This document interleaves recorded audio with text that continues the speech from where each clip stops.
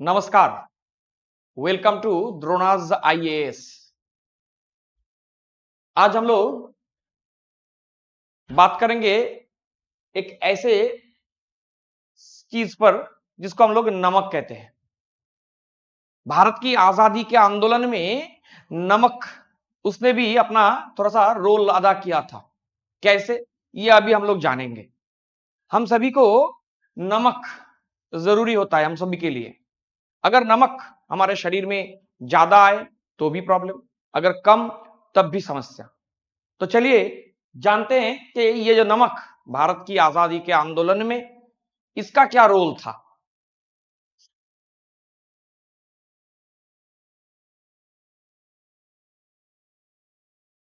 आप सभी ने ये तो देखा होगा 500 रुपया, लेकिन ये जो नोट है इसकी विशेषता क्या है।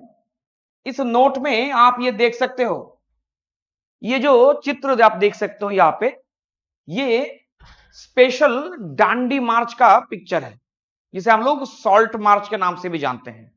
तो थोड़ी देर पहले जो अभी हम लोग नमक को लेकर बात कर रहे थे, भारत की आजादी के आंदोलन में इसी नमक को लेकर गांधी जी ने एक आंदोलन खड़ा किया था, जिसे हम लोग सिविल डिसोबीडियंस मूवमेंट कहते हैं, जिसकी शुरुआत उन्होंने नमक आंदोलन को तोड़ते हुए किया था। मतलब नमक के लेकर जो कानून है उसको तोड़ते हुए उन्होंने ये किया था। तो चलिए इसके ऊपर हम लोग थोड़ा सा बात करें। आज का विषय सॉल्ट मार्च, जिसे हम लोग डांडी मार्च या नमक सत्याग्रह भी कहते हैं। आप सभी ने इंटरनेट में नमक सत्याग्रह के ऊपर बहुत सारे वीडियोस तो देखे होंगे। तो आज के क्लास की विशेषता क्या है? आज की क्लास की विशेषता यह है कि डांडी मार्च यानी नमक सत्याग्रह, इसके ऊपर कुछ ऐसे पॉइंट्स पर हम लोग अभी बातचीत करेंगे जो आमतौर पे हम लोगों को देखने को नहीं मिलता। हम लोग अभी उसी के ऊपर चर्चा करेंगे। तो यहाँ पे आप जो पिक्चर देख सकते हो, महात्मा गांधी को आप देख सकते हो कि वो कुछ जमीन से कुछ उठा रहे हैं। पीछे आप जो देख सकते हो इनको और इनको, ये कौन है? ये हैं गांधी जी के बेटे मनीलाल गांधी और मिथुबेन पेटिट। ये दिन था 6 अप्रैल 1930 और सुबह 8:30 बजे। तो 6 अप्रैल 1930 सुबह 8:30 बजे ये जो पिक्चर हम लोग देख सकते हैं, उन्होंने नमक वो ले रहे थे और यहां से कानून तोड़ने की शुरुआत उन्होंने किया था। सुबह 6 बजे गांधी जी अपने समर्थकों के साथ समंदर में नहाते हैं। नहा धोकर मस्त होकर वो निकलते हैं और ये गांधी जी मनीलाल गांधी और मिठूबेन पेटिट, इन दोनों को लेकर और साथ में और भी बहुत सारे जितने भी फॉलोअर्स हैं उनको लेकर वो पहुंचते हैं वहां पे और यहां से शुरू होता है उनकी जर्नी। उन्होंने नमक कानून तोड़ा। सरोजिनी नायडू चिल्लाते हुए कहा कि उन्होंने नमक कानून तोड़ दिया है, breaker of the salt law.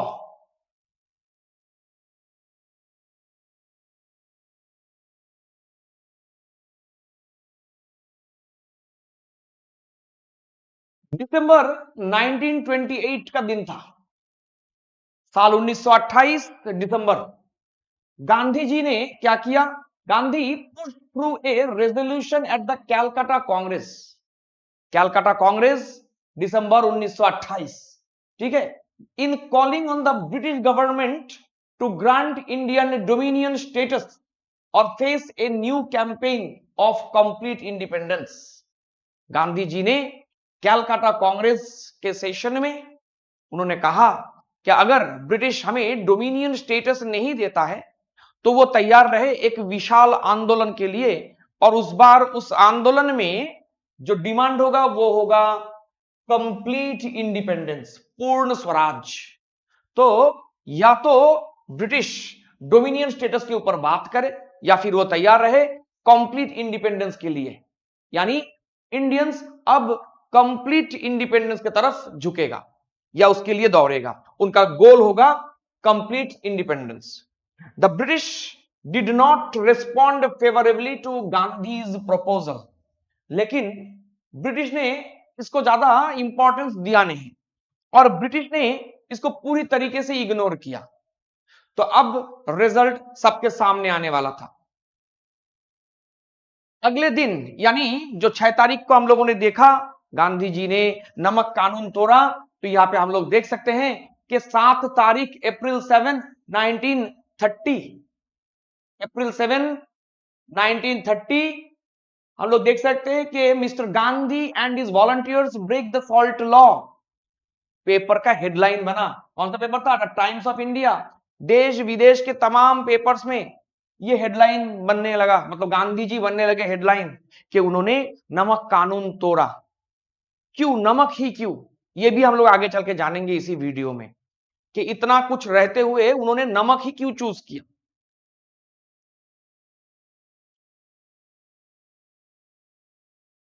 दिन था 12 मार्च 1930, 5th and 6th April 1930। 12 March 1930, 5th और 6th अप्रैल। ये जो डांडी शब्द है, ये डांडी एक गांव का नाम है जो गुजरात में पड़ता है। पहली बार दुनिया वालों ने डांडी का नाम सुना। डांडी अब पूरे देश में नहीं, विदेश में भी चर्चा में था। क्यों? Because of this man, Mahatma Gandhi. Dandi is a village in the Jalalpur taluk, Navsari district, Gujarat. It is located on the coast of Arabian Sea, अरब सागर के किनारे पर यह डांडी विलेज है, गुजरात में पड़ता है। The village got into world wide prominence in 1930 when Mahatma Gandhi selected to be the destination for the salt march. तो गांधी जी ने सॉल्ट मार्च के लिए यह विलेज चुना, डांडी मार्च। तो वो अपने आश्रम से निकलेंगे और डांडी तक जाएंगे और सॉल्ट मार्च जो उन्होंने रूट देखा, जिसका आखिरी मंजिल होगा डांडी विलेज। तो यही कारण है देश विदेश की मीडिया ने इसको कवर किया और पूरे देश में नहीं, विदेश में भी ये डांडी नाम का अब जिक्र होने लगा था। अब गांधी जी के बारे में थोड़ा सा हम लोग फ्लैशबैक में आते हैं, उनके पर्सनल लाइफ के बारे में थोड़ा सा जान लेते हैं। ये जो गांधी जी, हम सबको पता है उनका जन्म हुआ था 2 अक्टूबर 1869 में, पोरबंदर गुजरात में। गुजरात के पोरबंदर में उनका जन्म होता है 2 अक्टूबर 1869। और गुजरात के जो दीवान थे, मतलब पोरबंदर और राजकोट के जो दीवान थे, उनके घर में उनका जन्म होता है। नाम था करमचंद गांधी। करमचंद गांधी के घर में उनका जन्म होता है। वो दीवान थे पोरबंदर और राजकोट के। उन्होंने इससे पहले 3 शादी किया था और उन्होंने जो चौथी शादी किया था वो पुतलीबाई से किया। और पुतलीबाई के साथ उनका जन्म हुआ था 1857। आपको तो याद होगा 1857 भारत के आजादी के आंदोलन में, मतलब इतिहास में 1857 एक इंपॉर्टेंट साल है। 1857 में हुआ था जिसको ब्रिटिश कहते हैं सिपाही म्यूटिनी और इंडियंस उसको कहते हैं the first war of Indian independence. Vinayak Damodar Savarkar ने 1857 की क्रांति को क्या कहा था? डॉक्टर सावरकर ने कहा था यह भारत की आजादी का पहला आंदोलन है। लेकिन ब्रिटिश ने इसकी इंपॉर्टेंस को कम करते हुए इसको बस सेपॉय म्यूटिनी कहा। तो उस चर्चा पे अभी हम लोग नहीं चलते, उसमें हम लोग किसी दूसरे वीडियो में चलेंगे। तो जो भी हो, 1857 में करमचंद गांधी ने शादी किया था पुतलीबाई से। तो पुतलीबाई से जो ये शादी हुआ वो उनकी चौथी बीवी थी। चौथी बीवी से करमचंद गांधी को 4 बच्चे मिले। पहला लक्ष्मीदास, जिनका जन्म हुआ था 1860 में। दूसरी रलियतबेन 1862 में, जो कन्या थी। तीसरी कारसनदास 1866 में और चौथा मोहनदास। तो लक्ष्मीदास बड़े बेटे 1860 में उनका जन्म होता है और फिर 2 साल बाद जन्म होता है रलियत बहन का, जो उनकी कन्या थी, डॉटर थी। और फिर जन्म होता है कारसन दास का 4 साल बाद 1866 में। और फिर जन्म लेते हैं मोहनदास, जिसको हम लोग मोहनदास करमचंद गांधी कहते हैं। करमचंद उनके पिता का नाम, 1869 में। और दिन था 2 अक्टूबर, जो सबसे छोटे बेटे थे। यानी हम लोग यहां से एक पॉइंट और भी जान लिया कि मोहनदास गांधी की जो बहन थी उनका नाम था रलियत बहन। 2 अक्टूबर उनका जन्म हुआ, हम सबको पता है। और हम लोगों को यह भी पता है, ये जो दिन था 2 अक्टूबर, इस दिन को इंटरनेशनल नॉन वायलेंस डे भी कहा जाता है। इंटरनेशनल नॉन वायलेंस डे, 2 अक्टूबर को हम लोग कहते हैं इंटरनेशनल नॉन वायलेंस डे। और इंटरनेशनल नॉन वायलेंस डे किसने कहा? ये जो यूएनओ है, यूएनओ 2007 में, साल 2007 में यूएनओ ने इसको डिक्लेयर किया था, यानी 2 अक्टूबर को डिक्लेयर किया था इंटरनेशनल नॉन वायलेंस डे। और ये जो यूएनओ था, इसका गठन कब हुआ ये भी हम लोग जान लेते हैं। 1945 में यूएनओ का निर्माण हुआ। और यूएनओ के निर्माण के साथ जुड़ा हुआ जो बंदा, उनका नाम था Franklin Delano Roosevelt. Franklin Delano Roosevelt is considered a founder of the UN.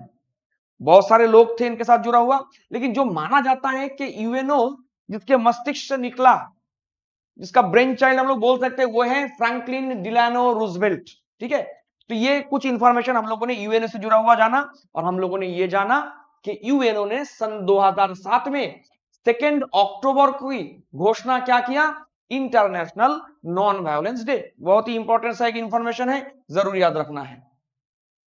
अब आते हैं कि नमक, थोड़ा सा नमक के बारे में जानते हैं।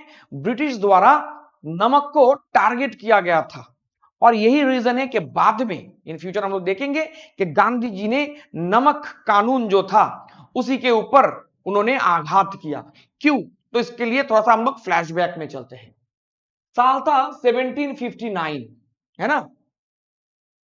1759, 2 साल बाद, यानी सॉरी 2 साल पहले, 2 years after the victory at the battle of Plassey. हम सबको पता है बैटल ऑफ प्लासी हुआ था 1757, 23 जून। और इस दिन बैटल ऑफ प्लासी के समय हम लोगों को तो पता ही है कि सिराजुद्दौला जो बंगाल के नवाब थे और ईस्ट इंडिया कंपनी के बीच में यह लड़ाई हुआ। और इस लड़ाई को जीतने के बाद, यानी बैटल ऑफ प्लासी जीतने के बाद, ईस्ट इंडिया कंपनी ने बंगाल में कब्जा किया। बंगाल की पॉलिटिक्स पर अब ईस्ट इंडिया कंपनी का कब्जा बन चुका था। और धीरे धीरे बंगाल के थ्रू वो भारत में फैलने लगे। और इस दौरान 1759 the British east India company imposed transit charges on the transportation of salt। British east India company ने नमक को अपना निशाना बनाया। ठीक है, नमक हर घर में यूज होता है, चाहे वो अमीर हो या गरीब हो, सबको चाहिए नमक, सबको इस्तेमाल करता है नमक। और नमक एक ऐसा चीज है जो कभी खत्म नहीं होगा। लेकिन फिर भी ब्रिटिश को क्या लगा कि इस नमक से हम लोग कमा सकते हैं पैसा। तो 1757 में जब बैटल ऑफ प्लासी हुआ और बंगाल में ब्रिटिश का कब्जा हुआ, ईस्ट इंडिया कंपनी का कब्जा हुआ, तो उन्होंने उसके ठीक 2 साल बाद 1759 में उन्होंने क्या किया था? सॉल्ट के ऊपर, सॉल्ट के इंपोर्ट के ऊपर, सॉल्ट के ऊपर उन्होंने ट्रांसपोर्टेशन चार्जेस लगा दिया। यहां से पैसा कमाने का उपाय उन्होंने निकाल लिया। 5 साल बाद 1764, हम सबको पता है 1764 क्यों इंपॉर्टेंट है? 1764 में हुआ था the battle of Buxar. Battle of Buxar, battle of Plassey, Sirajuddaulah हार जाते हैं। विश्वासघाती मीर जाफर को मिलता है उसका पुरस्कार। और मीर जाफर को जो पुरस्कार मिलता है, वो कुछ ही दिनों में मीर जाफर को यह समझने में देर नहीं लगा कि वो बस एक पापेट रूलर है। सिंहासन पर वो तो सिर्फ बैठा है, लेकिन उसके हाथ में कुछ नहीं, ना उसके पास पावर है ना प्रेस्टीज है।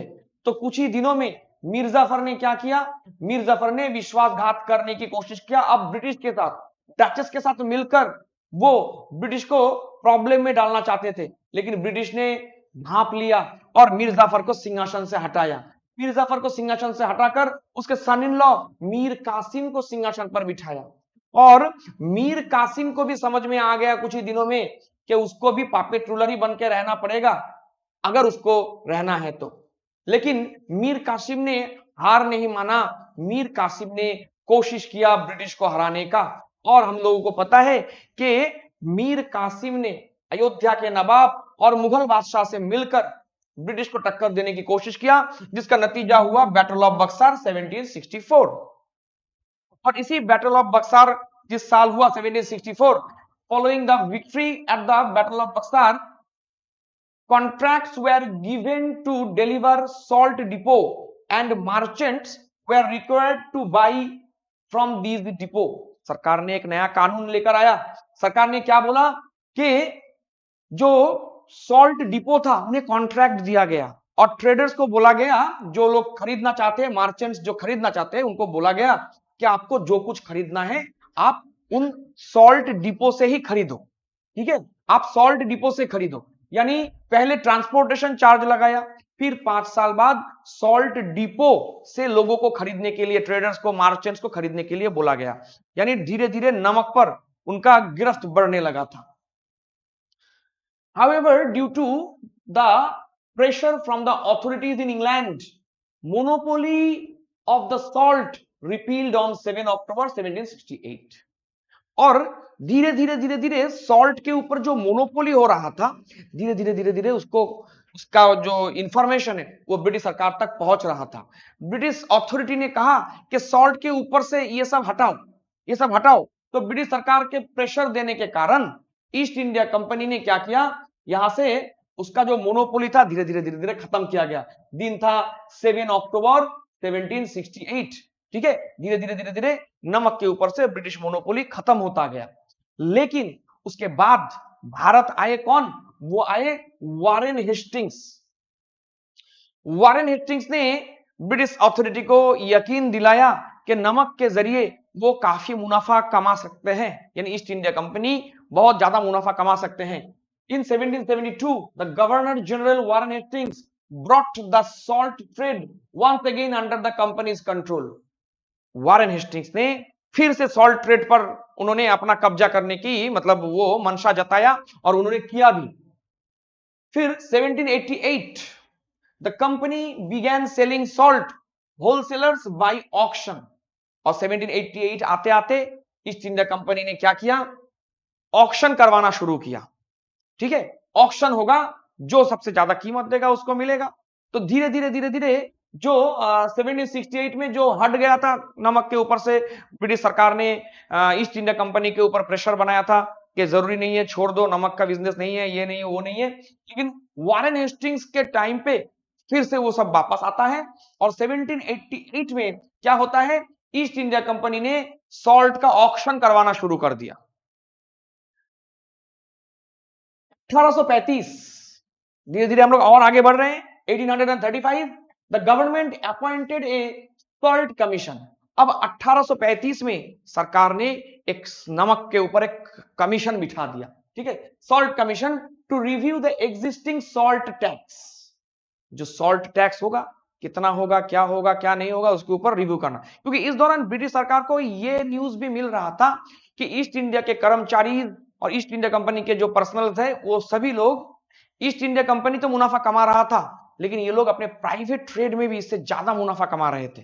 ठीक है, तो ब्रिटिश अथॉरिटी ने सोचा कि अब इस सॉल्ट टैक्स को थोड़ा सा ठीक ठाक हम लोगों को देखना चाहिए। तो इसीलिए उन्होंने सॉल्ट कमीशन बिठाया। कब बिठाया था? 1835 में the government appointed A salt commission. पहली बार ईस्ट इंडिया कंपनी ने भारत पे नमक के ऊपर कोई कमीशन बिठाया था। तो ये एक इंपॉर्टेंट सा पॉइंट हुआ। To review the existing salt tax, कितना टैक्स है, क्या नहीं है, ये डिटेल जानने के लिए उन्होंने ये किया। इट रिकमेंडेड, और ये जो कमीशन था इसने एक रिकमेंड किया, it recommended that Indian salt should be taxed. Salt commission 1835 का जो सॉल्ट कमीशन है, इसने रिकमेंड किया कि इंडियन सॉल्ट के ऊपर टैक्स लगना चाहिए। यानी अब तक ब्रिटिश सरकार या ब्रिटिश अथॉरिटी इंग्लैंड में वो कंफर्म हो चुका है कि नमक कोई मामूली सामान नहीं है, इसके जरिए एक विशाल प्रॉफिट मुनाफा ब्रिटिश सरकार कमा सकता है, ईस्ट इंडिया कंपनी कमा सकता है। In 1835 special taxes were imposed on the Indian salt, और 1835 में ये जो सॉल्ट कमीशन था इसके रिकमेंडेशन के ऊपर स्पेशल टैक्स बिठाया गया। The government set up a monopoly on the manufacture of salt by the salt act. सरकार ने दोबारा फिर से नमक के ऊपर अब मोनोपोली लगा दिया। Production of salt was made an offence punishable with 6 months imprisonment.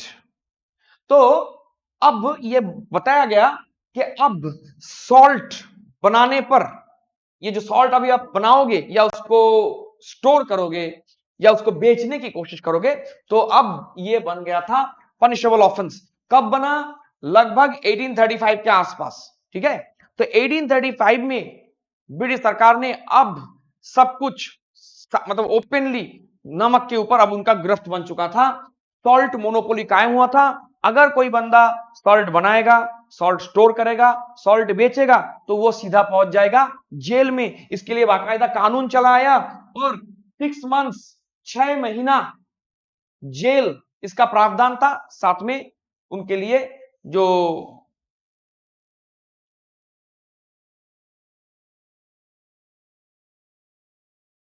जुर्माने का भी बंदोबस्त किया गया। This paid huge dividends for the trader of the British east India company. और धीरे धीरे यही नमक ब्रिटिश ईस्ट इंडिया कंपनी को ह्यूज डिविडेंड देने लगा, बहुत सारा प्रॉफिट को होने लगा। When the crown took over the administration of India, अब यहां पे एक बात है, when the crown took over the administration of India from the company in 1858, the taxes were not revoked। हम सभी को पता है सन 1857 क्रांति जो हुआ था, 1857 की क्रांति, जिसे हम लोग चाहे तो सिपाही म्यूटिनी हम लोग कह सकते हैं। हालांकि ये एक ब्रिटिश टर्म है, ब्रिटिश लोग द्वारा इसको सिपाही म्यूटिनी ज्यादा कहने की कोशिश किया जाता था। तो 1857 की क्रांति के बाद ब्रिटिश अथॉरिटी को यह समझ में आया, भारत जैसा एक प्रॉफिटेबल कॉलोनी को कभी भी ईस्ट इंडिया कंपनी जैसा जो ट्रेड ऑर्गेनाइजेशन है, अब इसकी बस की बात नहीं है कि वो भारत को कंट्रोल करे। इसीलिए ब्रिटिश अथॉरिटी ने क्या किया? ब्रिटिश अथॉरिटी ने 1857 में ईस्ट इंडिया कंपनी को टाटा बाय बाय किया, बोला कि आप अब लोग जाओ, अब भारत को सीधा सीधा हम लोग चलाएंगे, और क्राउन एडमिनिस्ट्रेशन यहां पे लगाया गया। और ये जो गवर्नर जनरल वाला पोस्ट था, अब ये बन गया वाइस रॉय। तो वाइस रॉय रूल लगा 1857 में, लेकिन ये जो नमक के ऊपर जो कानून लगाया गया था, इसे वापस नहीं किया गया। नमक कितना जरूरी है इकोनॉमी के लिए ये ब्रिटिश समझ चुके थे, इसीलिए उन्होंने नमक के ऊपर जो कानून लगाया गया था उसको वापस नहीं लिया। ऐसा नहीं कि इंडियंस ने इसके खिलाफ आवाज नहीं उठाया, लेकिन उनकी आवाज सुनेगा कौन? उस समय तक उनकी आवाज सुनने वाला कोई नहीं था। इंडियंस ऑर्गेनाइज्ड नहीं थे, उनमें नेशनलिटी भी उस लेवल का नहीं था। तो इसीलिए जिस नमक के ऊपर जो कानून था, इंडियंस ने चुपचाप उसे मान ली। अब आते हैं थोड़ा और आगे, 1878 A uniform salt tax policy was adopted for the whole of India। पूरे भारत के लिए, पूरे देश के लिए एक uniform salt policy, salt tax policy, यानी पूरे देश के लिए एक ही सॉल्ट के ऊपर एक ही कानून बनने लगा, ठीक है, एक ही कानून अडॉप्ट किया गया। Both British India as well as the princely states, पूरे ब्रिटिश इंडिया में और प्रिंसली स्टेट्स के लिए भी ये लागू था। Both production as well as possession of salt were made unlawful by this policy. ये पॉलिसी आपको इजाजत नहीं देता कि आप नमक बनाइए, आप उसे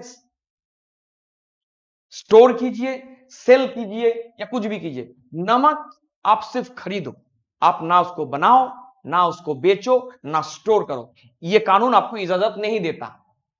द इंडिया सॉल्ट एक्ट 1882, इसको थोड़ा सा याद रखिएगा, कॉम्पिटिटिव एग्जाम्स में बहुत पूछा जाता है। The Indian salt act of 1882 included regulations enforcing a government monopoly on the collection and manufacture of salt. 1882 Salt Act. Salt could be manufactured and handled only at official government salt depot. ये कानून क्या कहता है? ये कानून कहता है नमक बनाओ, नमक मैन्युफैक्चर करो, उसको हैंडल करो, लेकिन सिर्फ सरकारी गोदाम में, सरकारी डिपो में।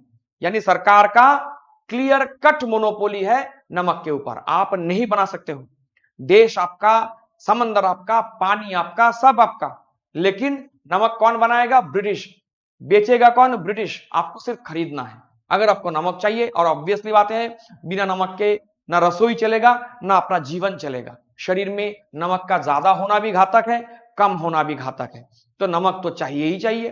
तो इसीलिए ये जो नमक कानून है, सॉल्ट एक्ट 1882, इसके द्वारा ब्रिटिश सरकार ने, भले ही ईस्ट इंडिया कंपनी अब नहीं है, अब क्राउन रूल लग चुका है, लेकिन फिर भी नमक कानून जैसा का वैसा ही है।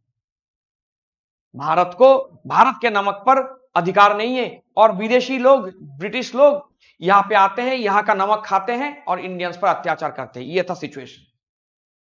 At the Ahmedabad session of the Indian National Congress 1888, सन 1888, है ना, कांग्रेस का थर्ड सेशन, हम सबको पता है 1885 कांग्रेस का स्थापना होता है। At the Allahabad session of the Indian National Congress, Narayan Vishnu oppose the Indian salt act. यानी कांग्रेस के तीसरे सेशन में नारायण विष्णु, नाम याद रखिएगा, जो पूना के रहने वाले थे, उन्होंने क्या किया था? इंडियन नेशनल कांग्रेस के सेशन में उन्होंने इंडियन सॉल्ट एक्ट के खिलाफ पहली बार आवाज उठाया। तो कांग्रेस प्लेटफॉर्म में जिसने पहली बार नमक के खिलाफ आवाज उठाया, वो शख्स और कोई नहीं, नारायण विष्णु है। नमक सुन के ही हम लोग गांधी जी कह देते हैं, ऐसा नहीं करना है। The salt tax was also protested by Dadabhai Naoroji. Dadabhai Naoroji, जिसे हम लोग grand old man of India के नाम से जानते हैं, दादाभाई नौरोजी ने भी नमक के खिलाफ आवाज उठाया था on 14 August 1894 in the house of Commons. सबको पता है पहला इंडियन जिन्होंने इंग्लैंड में, इंग्लैंड की पार्लियामेंट में जिनका हिस्सा, मतलब जिन्होंने वो इलेक्टेड हुए थे, तो वही दादाभाई नौरोजी। उन्होंने इंग्लैंड के हाउस ऑफ कॉमन्स में, ब्रिटेन के हाउस ऑफ कॉमन्स में उन्होंने 14 अगस्त 1894 उन्होंने सॉल्ट टैक्स के खिलाफ आवाज उन्होंने उठाया था। और ये आप देख सकते हो 6 जुलाई 1892 Dadabhai Naoroji became the first Indian member of UK Parliament. The day witnessed Dadabhai Naoroji becoming the first Indian to become a member of UK Parliament. ये वही दादाभाई नौरोजी है। इससे रिलेटेड ये पॉइंट आपके लिए, आपके कॉम्पिटिटिव एग्जाम्स के लिए बहुत इंपॉर्टेंट है। द स्टेट्समैन 6 जुलाई 1892, आप देख सकते हो इस दिन का ये हेडलाइन था कि ये पहले इंडियन है जो वहां के पार्लियामेंट में जो चुने गए थे। ठीक है, ये एक एक्स्ट्रा इंफॉर्मेशन हो गया। अब आते हैं गांधी जी के ऊपर। Mahatma Gandhi, Mahatma Gandhi had written his first article, the Indian Opinion में उन्होंने लिखा था एक article on the salt tax in 1891।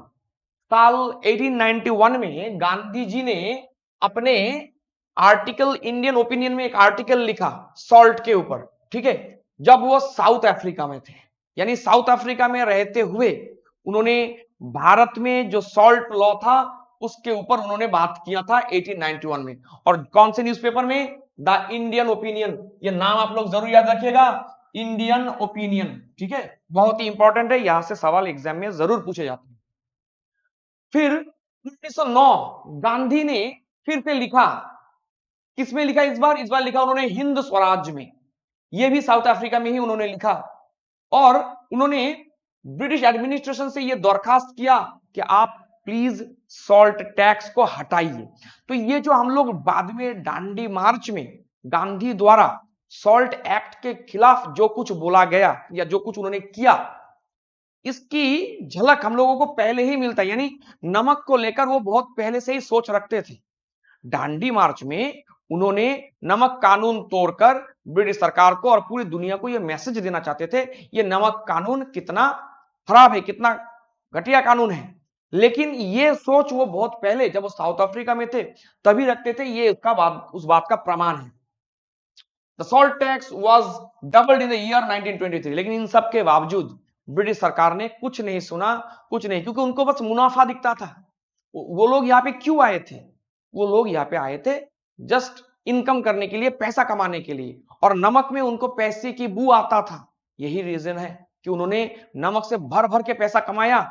Gandhi ji हो या बाकी जितने भी लोग हो, इन्होंने थोड़ा बहुत आवाज उठाया था, लेकिन ब्रिटिश सरकार के कानों तक ये बात नहीं पहुंच रहा था।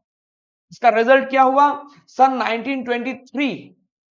1923 में ब्रिटिश सरकार ने ये जो सॉल्ट टैक्स था उसको दुगना कर दिया, डबल कर दिया। द्रोणाज आईएएस आप सबके लिए अब नॉर्थ बंगाल में ही अब दिल्ली वाला वाइब्स आपको मिलेगा। और द्रोणाज आईएएस में जो कॉलेज पारा हाथीमोर सिलीगुड़ी में, यहाँ पे जो मेन बिल्डिंग है उसमें द्रोणाज आईएएस का जो ऑनलाइन कोचिंग और ऑफलाइन कोचिंग, इसके ऊपर जल्द ही कोर्सेस शुरू होने वाला है। आप जल्द से जल्द द्रोणाज आईएएस से जुड़िए और दिल्ली वाला वाइब्स आप सिलीगुड़ी में ही आप एंजॉय कीजिए। अब हम लोग आते हैं कि क्यों गांधी जी ने नमक को चुना। थोड़ी देर पहले हम लोगों ने देखा कि गांधी जी ने नमक को लेकर वो पहले ही साउथ अफ्रीका से, जब वो साउथ अफ्रीका में थे वहीं से वो नमक को लेकर कुछ आर्टिकल्स उन्होंने लिखा और ब्रिटिश सरकार से दरखास्त भी किया कि नमक कानून को हटा देना चाहिए, ये बहुत ही अन्यायपूर्ण एक कानून है। तो अब यहाँ पे सवाल यह है कि अब सिविल डिसोबीडियंस मूवमेंट का माहौल बन रहा था। सवाल यह बनता है गांधी जी ने नमक को क्यों चुना, दूसरा कोई आर्टिकल क्यों नहीं चुना? वो तो नमक को भी चुन सकते थे, मतलब दूसरे कोई भी आर्टिकल चुन सकते थे, तो उन्होंने नमक ही क्यों चुना? ये इंपॉर्टेंट है, ये आपको कोई नहीं बताएगा कि नमक ही क्यों। आपको नॉर्मल डांडी मार्क के क्लासेस में आपको सिर्फ यही सब मिलेगा, कब किया, क्या किया, कहा किया, ये सब। लेकिन अब सवाल ये बनता है कि उन्होंने नमक ही क्यों चुना?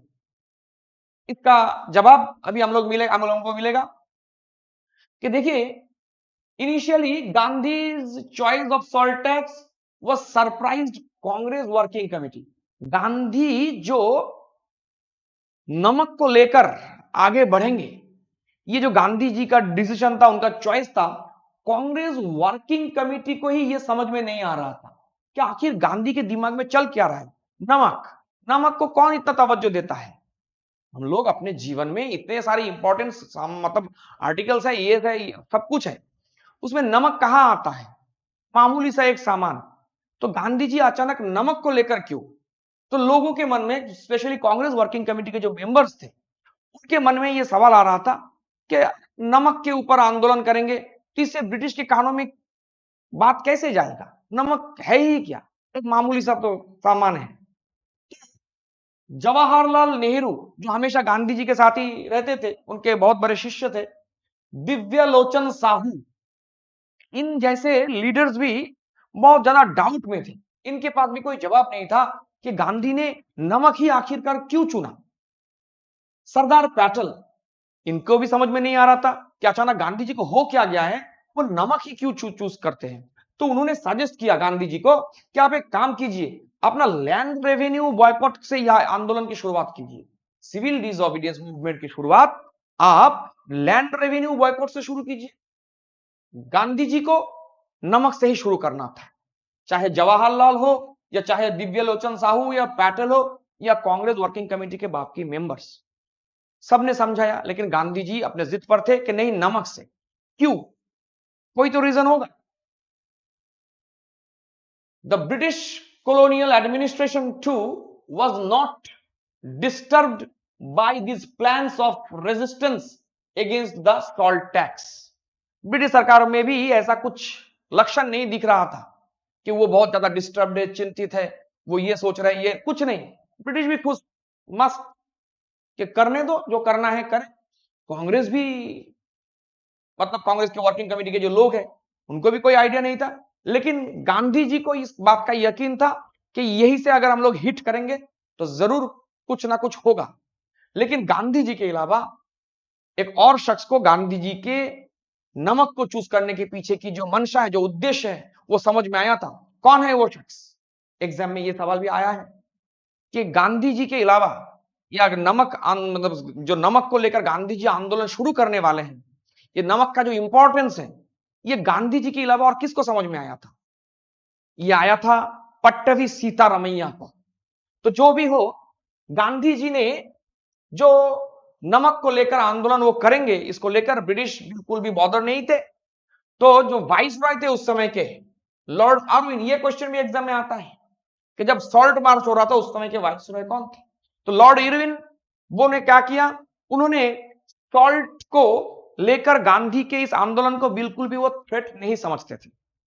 उनके हिसाब से ये कोई थ्रेट होगा ही नहीं, मतलब हल्के में लिया, कभी नहीं हल्के में लिया, यहां तक कि कांग्रेस वालों ने भी हल्के में लिया, किसी को समझ में नहीं आ रहा था। लेकिन एक शख्स को समझ में आ रहा था, वो थे महात्मा गांधी के नमक क्या कर सकता है, ये उनको समझ में नहीं आ रहा था। लेकिन ये लोग बिल्कुल बेफिक्र थे, क्या कर लेंगे, करने दो।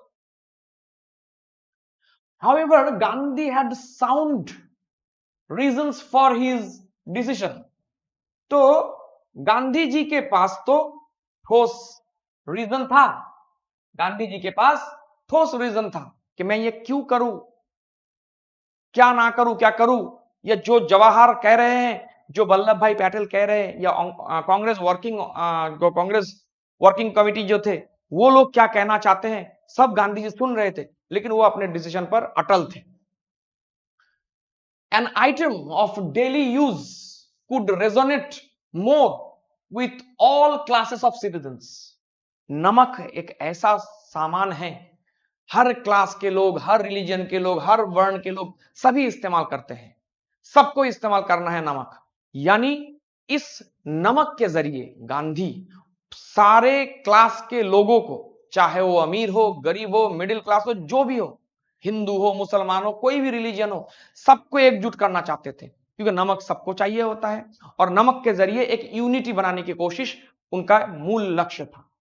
The salt tax represented 8.2% of the British tax revenue and hurt the poorest Indians the most significantly. ये जो सॉल्ट था, ब्रिटिश भारत से जितना रेवेन्यू जनरेट कर सकता था उसका लगभग 8.2% था। ठीक है, ब्रिटिश भारत से जितना भी रेवेन्यू जनरेट करता था उसका 8.2% था सॉल्ट टैक्स। और भारत के हर हिस्से के लोग, मतलब हर क्लास के लोग, हर श्रेणी के लोग, स्पेशली पुअर्स भी इसको अपने साथ जोड़ता है, क्योंकि गरीब को खाने में कुछ मिले ना मिले, नमक तो उसके डिश में जरूर होता ही होता है। तो नमक पर अगर हम लोग चोट करें तो गरीब जुड़ेगा, अमीर लोग या एडुकेटेड लोग वो तो जुड़ेंगे ही जुड़ेंगे, लेकिन गरीब को जोड़ना ये गांधी जी का मोटिव था। यही रीजन है उन्होंने नमक को चूज किया। ये डांडी मार्च से जुड़ा हुआ जो पॉइंट है, ये आपको कोई नहीं बताएगा। Explaining his choice, Gandhi said, next to air and water, salt is perhaps the greatest necessity of life.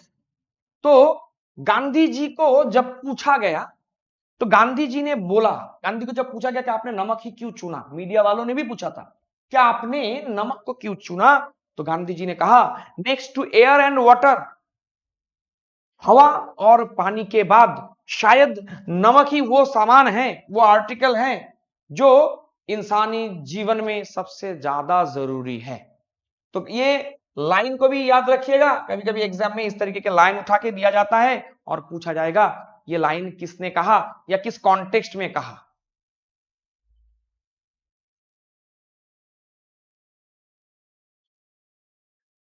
जैसे मैंने थोड़ी देर पहले कहा कि गांधी जी ने नमक ही क्यों चुना, इसको लेकर बहुत सारे लोग बहुत सारे डाउट्स में थे।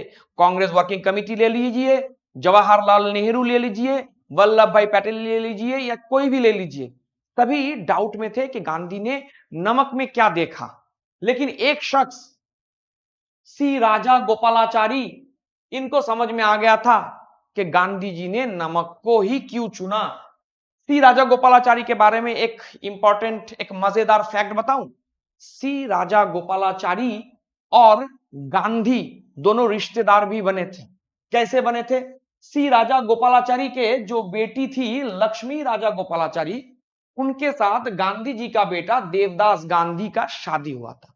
ये एक इंपॉर्टेंट पॉइंट हुआ दांडी से रिलेटेड हम लोग जो क्लास कर रहे हैं। देखिए इसमें कितने मजेदार और कितने अननोन फैक्ट्स भी हम लोगों को जानने को मिल रहा है।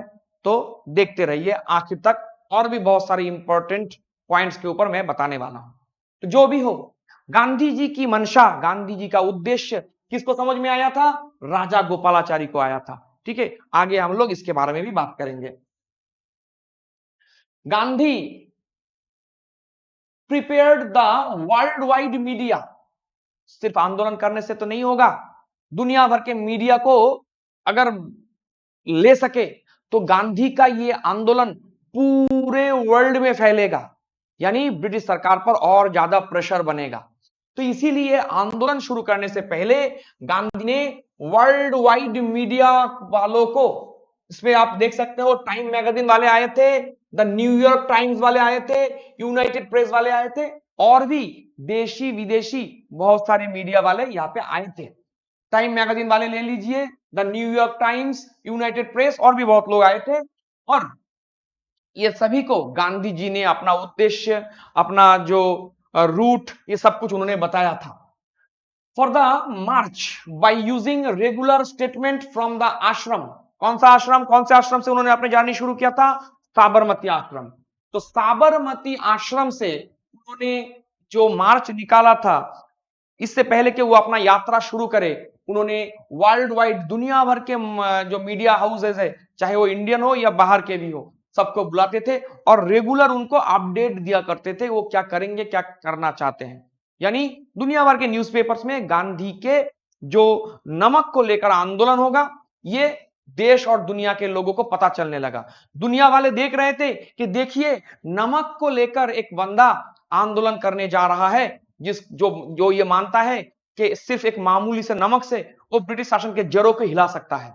और यही रीजन है दांडी मार्च पूरे वर्ल्ड वाइड बहुत ज्यादा चर्चित विषय बना, और दांडी विलेज के बारे में, दांडी गांव के बारे में पूरे वर्ल्ड विश्व, मतलब वर्ल्ड को पता लगने लगा कि ऐसा भी एक गांव है जहां पे ये सब होने वाला है। तो जो भी हो, द दांडी मार्च और salt march was widely covered by both American and European press. चाहे वो अमेरिका हो या यूरोप के जो न्यूज़पेपर्स हो, सब इसको कवर करने के लिए आ रहे थे। देश विदेश से, दूर दूर से जो जो रिपोर्टर्स है वो सब आ रहे थे। गांधी जी जो जो चाहते थे वही हो रहा था। लेकिन ब्रिटिश सरकार को अब भी लगता था कि कुछ प्रॉब्लम नहीं है, करने दो उनको जो करना है। यहाँ पे एक important point, Webb Miller from the United Press के जर्नलिस्ट वेब मिलर, वो यहां पे आए थे। William Shirer as an American journalist आए थे। William Shirer established a close relationship with Gandhi.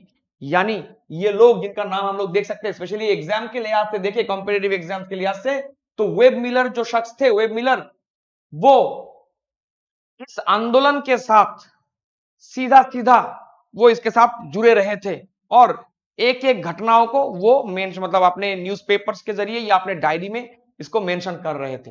तो दांडी मार्च से रिलेटेड कुछ भी जानने का एक अच्छा सोर्स होता है वेब मिलर। तो जो भी हो, 5 February newspaper reported that Gandhi would begin civil disobedience by defying the salt laws. दिन था 5 February। न्यूज़पेपर में यह रिपोर्ट हुआ कि गांधी जी जल्द ही सिविल डिसोबीडियंस मूवमेंट शुरू करने वाले हैं, और इसके द्वारा यानी सॉल्ट लॉ तोड़ने के द्वारा वो सिविल डिसोबीडियंस मूवमेंट की शुरुआत करने वाले हैं। ठीक है, तो 5 तारीख को प्रेस के जरिए लोगों को यह पता लगा। Gandhi wanted the strictest discipline to satyagraha and ahimsa. Gandhi क्या चाहते थे कि आंदोलन हो लेकिन इसमें हिंसा ना हो और स्ट्रिक्टली तरीके से, चाहे वो कितना मारे, कितना कुछ भी जुर्म करे, कोई रिप्लाई नहीं करेगा, कोई रिटेलिएट नहीं करेगा। ठीक है, तो गांधी को पता था कि देश के लोग इसके लिए तैयार नहीं है, यानी कोई तुमको मारेगा मारेगा फिर मारेगा, मारता ही जाएगा, लेकिन तुम कोई जवाब नहीं दोगे, तुम रिटेलिएट नहीं करोगे, तुम उल्टा उसके ऊपर हमला करोगे, इसके लिए देशवासी तैयार नहीं थे। ये गांधी को पता था, लेकिन कुछ लोग तैयार थे, ये भी गांधी जी को पता था। इसीलिए उन्होंने क्या किया, फॉर दैट रीजन ही recruited the marchers not from the Congress party members, क्योंकि कांग्रेस पार्टी के मेंबर्स को तो इस आंदोलन के इंपॉर्टेंस के बारे में ही तब उतना पता नहीं था जितना गांधी जी को पता था। लेकिन गांधी जी को यह पता था कांग्रेस वर्कर्स इसके लिए लायक उस समय नहीं थे, यानी ब्रिटिश अत्याचार को वो सहन नहीं कर पाएंगे। सहन नहीं कर पाने का मतलब यह है कि उनको ऊपर हमला होगा, बार बार होगा, तो वो शायद हिंसा पर उतारू हो जाएंगे, तो जो गांधी जी नहीं चाहते थे। इसीलिए उन्होंने क्या किया, उन्होंने अपने ही आश्रम वाले लोगों को ट्रेन करना शुरू किया था बहुत पहले से ही। उनके आश्रम में, यानी साबरमती आश्रम में उनके साथ जो जो लोग रहते थे, उनको वो लंबे समय से ट्रेन कर रहे थे कि तुम्हारे ऊपर हमला होगा लेकिन तुमको कोई जवाब नहीं देना है, तुमको सब चुपचाप सहन करना है। वो तुम्हें मारते जाएंगे मारते जाएंगे मारते जाएंगे, तुम मार खाते जाओगे, लेकिन तुम आवाज भी नहीं करना, तुम उनको उन्हीं की भाषा में जवाब नहीं देना। और इसके लिए धीरे धीरे धीरे धीरे जो उन्होंने ट्रेन किया था अपने आश्रम वालों को, उन्हीं को लेकर उन्होंने शुरू किया था Gandhi strict standards of discipline. तो गांधी जी के जो स्टैंडर्ड था डिसिप्लिन का, स्ट्रिक्ट स्टैंडर्ड, उसी के मुताबिक वही लोग इस आंदोलन के साथ जुड़ सकते थे। Gandhi recruited heavily from the Bardoli satyagraha. आप लोगों को तो बारदौली सत्याग्रह के बारे में पता होगा, कभी इसके ऊपर भी हम लोग डिटेल वीडियो बनाएंगे जरूर। तो ये जो बारदौली सत्याग्रह था, ये हुआ था 12 फरवरी 1928, है ना। तो गांधी जी ने क्या किया था, 1928 में जो बारदौली सत्याग्रह किया था, जिसके साथ वल्लभ भाई पटेल जुड़े हुए थे, गांधी जी ने इन्हीं लोगों को, ये जो डांडी मार्च के लिए वो निकलने वाले थे, इन्हीं लोगों को ज्यादातर चूज किया था, ना कि कांग्रेस पार्टी मेंबर्स। ठीक है, तो बारदौली सत्याग्रह के लोगों को, दो लोगों को लेकर वो निकलने वाले थे। ये पॉइंट भी बहुत इंपॉर्टेंट सा पॉइंट हुआ कि आम कांग्रेसी को उन्होंने शामिल नहीं किया, उन्होंने बारदौली कांग्रेस, सॉरी बारदौली सत्याग्रह जो था उसमें जो लोग इन्वॉल्व थे उन्हीं को लिया था। ये एक इंपॉर्टेंट पॉइंट हुआ जो आपको ज्यादातर जगह पर पता नहीं चलेगा। ये जो बारदौली सत्याग्रह था, इसके बारे में 2-3 पॉइंट बता दें। ये जो बारदौली सत्याग्रह था, इसको जिन्होंने लीड किया था सबको पता ही है, वो है वल्लभ भाई पटेल, है ना। वल्लभ भाई पटेल ने बारदौली सत्याग्रह को लीड किया था। हम लोगों को यह भी पता है कि बारदौली सत्याग्रह के टाइम पे बारदौली की जो महिलाएं थे, उन्होंने ही पहली बार वल्लभ भाई पटेल को सरदार कहा था, यह सरदार कहकर पुकारा था। जब गांधी जी ने भी उनको सरदार कहा, तब ये नाम पॉपुलर हुआ। तो यहाँ पे थोड़ा सा हम लोग फिर से जान लेते हैं कि जिस वल्लभ भाई पटेल के नाम के आगे हम लोग क्या लगाते हैं, हम लोग लगाते हैं सरदार। और ये सरदार जो टाइटल है, ये बारदौली सत्याग्रह के टाइम पे बारदौली की जो महिलाएं हैं, उन्होंने सरदार शब्द का इस्तेमाल पहली बार किया था। लेकिन इसको पॉपुलैरिटी मिला कब, जब गांधी जी ने पटेल को सरदार कहकर पुकारा, उसके बाद से सभी उन्हें सरदार वल्लभ भाई पटेल कहते हैं। तो वही वल्लभ भाई पटेल का जो बारदौली सत्याग्रह था, बारदौली सत्याग्रह लेड बाय सरदार वल्लभ भाई Patel and its success gave rise to Patel becoming one of the main leaders of the independence movement। तो बारदौली सत्याग्रह से पहले भी सरदार पटेल तो थे, लेकिन वो उतना फेमस नहीं हुए थे जो इतना बाद में जितना वो हुए थे। तो बारदौली सत्याग्रह वो पहला आंदोलन था जिसने पटेल को लाइमलाइट में लेकर आया था। ठीक है, पटेल को जो ज्यादा पॉपुलैरिटी मिला था वो इसी आंदोलन के द्वारा हुआ था, इसे बारदौली सत्याग्रह कहते हैं। और इसी आंदोलन से जुड़े हुए जो लोग थे, उन्हीं को लेकर वो अपना ये आंदोलन, मतलब गांधी जी ने अपना ये आंदोलन चलाने के बारे में उन्होंने प्लान किया था। 2 मार्च 1930 गांधी ने एक चिट्ठी लिखा लॉर्ड इरविन को। इरविन को कोई फिक्र नहीं था, करने दो जो करना है। गांधी जी ने चिट्ठी लिख डाला उनको और उनको बोला कि अगर आप चाहते हो कि मैं ये यात्रा ना निकालूं तो आप क्या करिए, आप मेरी ये जो 11 डिमांड्स है, 11 डिमांड्स ऑफ गांधी कहते हैं इसे, मेरा जो ये 11 डिमांड है आप जरूर इसको मानिए। क्या क्या डिमांड था? ऑब्वियसली पहला डिमांड था abolition of salt tax, salt tax को एबोलिश कीजिए। दूसरा, लैंड रेवेन्यू को कम कीजिए। तीसरा, change in the rupee sterling exchange ratio, rupee और स्टार्लिंग इनका जो एक्सचेंज रेशियो है उसमें परिवर्तन लाइए। Release of political prisoners, political prisoners को छोड़ने की बात किया जा रहा था। Reduction of military and civil expenditure, military और सिविल एक्सपेंडिचर पे जो खर्चा होता है उसको कम कीजिए। दूसरे सेक्टर में खर्चा बढ़ाइए, पैसा थोड़ा ज्यादा ग्रांट कीजिए। Reform of the criminal investigation department, जिसको हम लोग सीआईडी कहते हैं, सीआईडी में रिफॉर्म कीजिएगा, ठीक है। Acceptance of the postal reservation bill, prohibition of intoxicants, licensing of firearms for self-protection, imposition of customs duty on foreign cloth, and preservation of coastal shipping for Indians। ये रहे गांधी जी के 11 demands, जिसमें सबसे number 1 top में कौन सा था? Salt, है ना। तो ये हम लोगों ने जाना 11 डिमांड्स ऑफ गांधी जी। देखिए, दांडी मार्च से रिलेटेड हम लोग डिस्कशन कर रहे हैं, जिसमें हम लोग और कितना एक्स्ट्रा इंफॉर्मेशन यहाँ पे हम लोगों ने जाना। और गांधी जी साबरमती से निकलेंगे, दांडी जाएंगे, इसके लिए जो वो रास्ता तय करेंगे, कहां कहां वो जाएंगे, कहां रुकेंगे, क्या करेंगे, इसका जिम्मेदारी सरदार पटेल पर था। सरदार पटेल को ही गांधी का रूट मैप बनाना था। तो सरदार पटेल, उन्होंने गांधी का जो रूट मैप निकाला। On 7 March 1930 Sardar Patel was arrested, और 7 तारीख को जब वो, मतलब वैसे तो बहुत सारे जगह पर वो विजिट कर चुके थे, कहा क्या होगा, कौन आएगा, कौन जुड़ेगा, कहां पर रेस्ट लेंगे, ये सब कुछ वो देख रहे थे। लोगों को ये मतलब निर्देश दिया जा रहा था, जब गांधी जी आएंगे क्या करना है, क्या नहीं करना है, मीटिंग कौन करवाएगा, मीटिंग के लिए कौन लोगों को बुलाएगा, ये सब कुछ, मतलब पूरा प्रिपरेशन की जिम्मेदारी सरदार पटेल पर था। लेकिन पटेल को क्या किया गया? 7 तारीख को अरेस्ट किया गया। 7 मार्च 1930 पटेल अरेस्ट हुए। सरदार पटेल का अरेस्ट होना मान लो आग में घी डालने का काम किया। 7 तारीख को पटेल अरेस्ट हो जाते हैं। कहां पे? जिस जगह पे अरेस्ट हुए, देखिए ये सब आपको कोई नहीं बताएगा इतने डिटेल्स में। रस विलेज में अरेस्ट होते हैं। कहां अरेस्ट हुए? रस विलेज में। गांधी जी की दांडी मार्च की जिम्मेदारी किस पर था? मतलब कौन सा रूट होगा, कौन, मतलब रूट प्लान कौन तैयार करेगा? पटेल। इस तरीके की छोटी छोटी पॉइंट आपको बुक्स वगैरह में नॉर्मली मतलब मिलेगा नहीं। तो जो भी हो, 7 मार्च 1930 वल्लभ भाई पटेल को अरेस्ट कर लिया जाता है।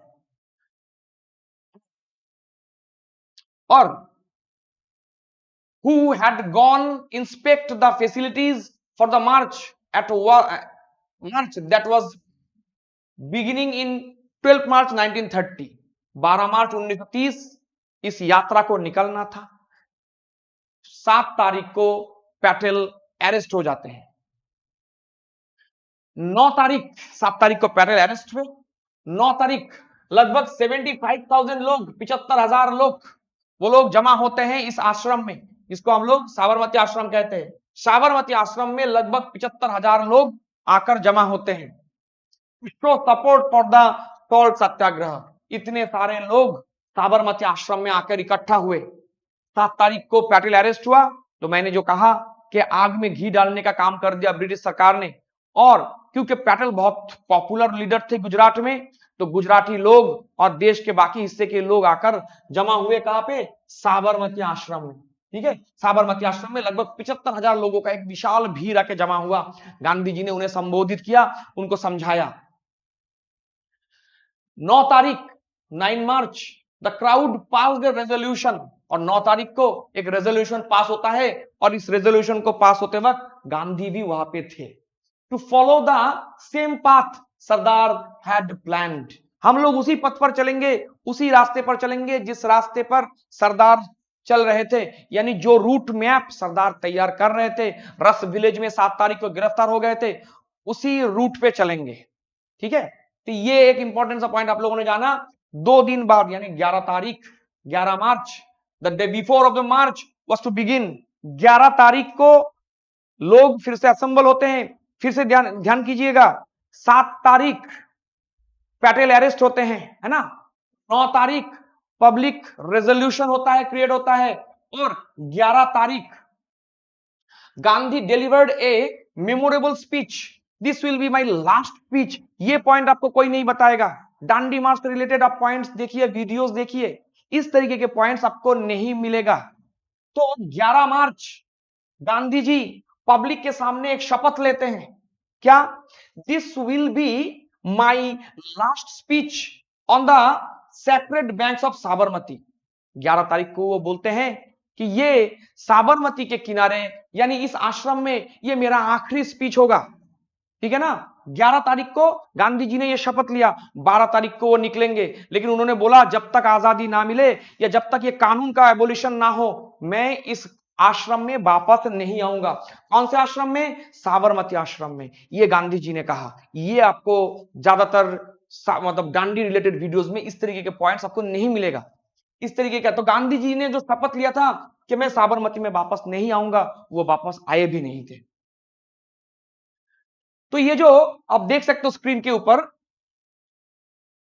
साबरमती आश्रम जहां से उनको निकलना था, और ये उनका लक्ष्य था डांडी। अब यहाँ पे थोड़ी देर पहले मैंने आपको क्या कहा था, ये जो रूट आप देख सकते हो, इसका रूट मैप किसने तैयार किया था, वल्लभ भाई पटेल, जिन्हें 7 तारीख को रस विलेज में अरेस्ट कर लिया गया, और गांधी जी ने शपथ लिया था 75,000 लोगों के सामने कि हम लोग उसी रूट से जाएंगे जहां पे सरदार को अरेस्ट किया गया था। तो आप देख सकते हो कि स्टार्टिंग साबरमती आश्रम से हुआ, फिर असलाली विलेज में थे, ठीक है ना, फिर धीरे धीरे धीरे धीरे ऐसे ऐसे करते करते वो गए। इस दौरान उन्होंने कितने विलेजेस कवर किया, कौन से बुक में आपको मिलेगा, नहीं मिलेगा। इस दौरान ये जो जर्नी उन्होंने किया, कितने दिनों की जर्नी है, कौन से विलेज में पहली बार रुके, कौन से विलेज में वो जो रुके पहली बार, फिर किस कौन से दिन वो सबसे ज्यादा चले, कौन से दिन सबसे कम चले, रेस्ट डे कौन सा, इस तरीके के पॉइंट्स को अगर आपको जानना है तो वीडियो के आखिर तक आप बने रहिए। यहाँ पे आप देख सकते हो ये अपना गुजरात है, और ये देखिए साबरमती आश्रम से वो निकलते हैं, और ये जो पहला गांव है, तो आपको कभी कभी एकदम में ना इस तरीके का सवाल भी आएगा, जो जिस सवाल से लोग यूज टू हो चुके हैं। साबरमती से निकले, डांडी तक गए, लेकिन पहला विलेज कौन सा था, यानी पहला स्टॉपेज था असलाली विलेज, है ना। तो इस तरीके के पॉइंट्स आपको देखना पड़ेगा कि वहां से वो निकलते हैं और यहां तक पहुंचे, और इसका रूट मैप, ये जो रूट मैप आप देख सकते हैं, ये किसने तैयार किया, सरदार पटेल ने तैयार किया। Gandhi also vowed not to return to the ashram, मतलब साबरमती में हम लोग कभी वापस नहीं आएंगे, इस आश्रम से मैं निकला हूं, जब तक सॉल्ट लॉ, ये सॉल्ट टैक्स वापस ना लिया जाए तब तक मैं यहां पे वापस नहीं आऊंगा, है ना। Salt act was repealed and Swaraj achieved, मैंने पहले ही कहा, गांधी ने लॉर्ड इरविन को ये चिट्ठी लिखा कि देखिए, आपको अगर आप चाहते हो कि मैं ये आंदोलन ना करूं, तो आप मेरा 11 जो डिमांड है उसके ऊपर थोड़ा सा बात कीजिए। सरकार ने अनदेखा किया, गांधी ने क्या किया, शपथ लिया कि जब तक ये कानून वापस नहीं लिया जाएगा और स्वराज अचीव ना कर लूं, मैं यहां पे वापस नहीं आने वाला, और वो आए भी नहीं थे। अब सवाल ये बनता है कि गांधी जी उन्होंने 6 तारीख का डेट ही क्यों अपनाया, कौन बताएगा आप, इसी क्लास में मिलेगा, द्रोणाज आईएएस में ही आपको ये सब मिलेगा जानने के, कि 6 अप्रैल को क्यों चुना। आप कोई भी बुक्स उठा लीजिए, इसके ऊपर कोई आपसे बात नहीं करेगा कि गांधी जी कब निकले, कब पहुंचे, ये सब मिलेगा आपको, लेकिन क्यों यही दिन, क्यों, कोई तो रीजन रहा होगा, तो वो हम लोग अभी बात करेंगे इसके ऊपर कि गांधी चूज 6 अप्रैल, 6 तारीख को ही उन्होंने चुना ना, क्यों चुना, to launch the mass breaking of the salt laws for a symbolic reason. 6 तारीख एक सिंबलिक कारण था, क्या कारण था, it was the first day of national week began in 1919 when Gandhi conceived of the national हड़ताल मतलब स्ट्राइक अगेंस्ट द रावलाट एक्ट। आपको रावलाट एक्ट याद होगा, रावलाट एक्ट के ऊपर भी हम लोग एक विशेष वीडियो कभी बनाएंगे, उसके ऊपर भी चर्चा करेंगे। तो ये जो रावलाट एक्ट था, रावलाट एक्ट के खिलाफ गांधी ने एक हड़ताल बुलाया था, पूरे देश भर में स्ट्राइक किया था, और उसकी शुरुआत भी हुआ था 6 तारीख को, 6 अप्रैल, है ना। तो 6 अप्रैल 1919 में गांधी ने क्या किया था, एक नेशनल वीक उन्होंने शुरू किया था और हड़ताल शुरू किया था, यही कारण है 6 अप्रैल। तो आपको अच्छा लगा होगा तो एक लाइक दीजिएगा। तो द्रोणास के साथ जुड़िए, और भी कुछ इंटरेस्टिंग पॉइंट्स हम लोग दांडी मार्च से रिलेटेड बताएंगे। अब ये जो मार्च हुआ, ये जो मार्च हुआ कितना डिस्टेंस कवर किया, उन्होंने पैदल ये डिस्टेंस कवर किया था। The March spend 387 kilometre. इसको अगर हम लोग देखें तो लगभग 240 माइल, 387 किलोमीटर, 240 माइल साबरमती आश्रम से दांडी को गए। इस दौरान गांधी के कितने फॉलोअर्स थे, 78। ये एक कॉमन सा पॉइंट हुआ कि दांडी मार्च में गांधी जी के कितने फॉलोअर्स थे। आपने WBCS, यूपीएससी या दूसरे कॉम्पिटिटिव एग्जाम्स में ये सवाल तो जरूर देखा होगा। ये तो कॉमन सवाल हुआ ना, तो अलग क्या है, द्रोणाचार्य आइएस आपको अलग क्या प्रोवाइड करेगा, अभी पता चलेगा कि Gandhi started this March with 78 trusted volunteers. और मैंने क्या कहा, ये जो 78 लोगों को उन्होंने लिया था, कांग्रेस सपोर्टर्स को नहीं लिया था, मतलब कांग्रेस पार्टी से नहीं लिया था। उनको पता था कांग्रेस पार्टी के लोग इसको झेल नहीं पाएंगे, वो तैयार नहीं है। तो ये जो 78 लोगों को उन्होंने लिया था, कहां से लिया था, उन्होंने बारदौली सत्याग्रह से जुड़े हुए लोगों को इसके लिए लिया था। Growing numbers of Indians joined them along the way. जहां जहां से ये लोग गुजरते रहे थे, जहां जहां से गुजर रहे थे, आसपास के गांव वाले जुड़ रहे थे। एक बात आप नोटिस कीजिएगा इस पिक्चर में भी, सभी लोग या तो बिना कपड़े के, थोड़ा बहुत कपड़े के, या फिर सफेद कपड़े में, दूसरा कुछ नहीं। तो इसको लेकर भी एक पॉइंट आगे चल के बताने वाला हूं इसी वीडियो के अंत में। जहां जहां ये लोग गुजरते रहे, लोग जुड़ते रहे। लगभग 3 से 4 किलोमीटर लंबा प्रोसेशन लगने लगा था। 3 से 4 किलोमीटर लंबा, आप सोच सकते हो। तो ये जो 78 फॉलोअर्स थे गांधी जी के, जिसके लिए गांधी जी, मैंने क्या कहा, बारदौली सत्याग्रह से ही लोगों को चुना गया था ज्यादातर। तो अब यहाँ पे द्रोणाचार्य आईएएस आपको प्रोवाइड करता है कि कौन से स्टेट से कितने लोगों को लिया गया था, कितने आदमी थे, 78। उसमें गुजरात से कितने, 38। तो एक सवाल आ सकता है एग्जाम में, सबसे ज्यादा कौन से स्टेट से चुना गया, तो आप तुरंत बताइएगा, गुजरात 38। हमारे बंगाल से भी लिया गया था, कितने लोगों को, 2 लोगों को। तो नाम नाम भी इंपॉर्टेंट है, दुर्गेश चंद्र दास, जिनकी उम्र उस समय था लगभग 44 साल।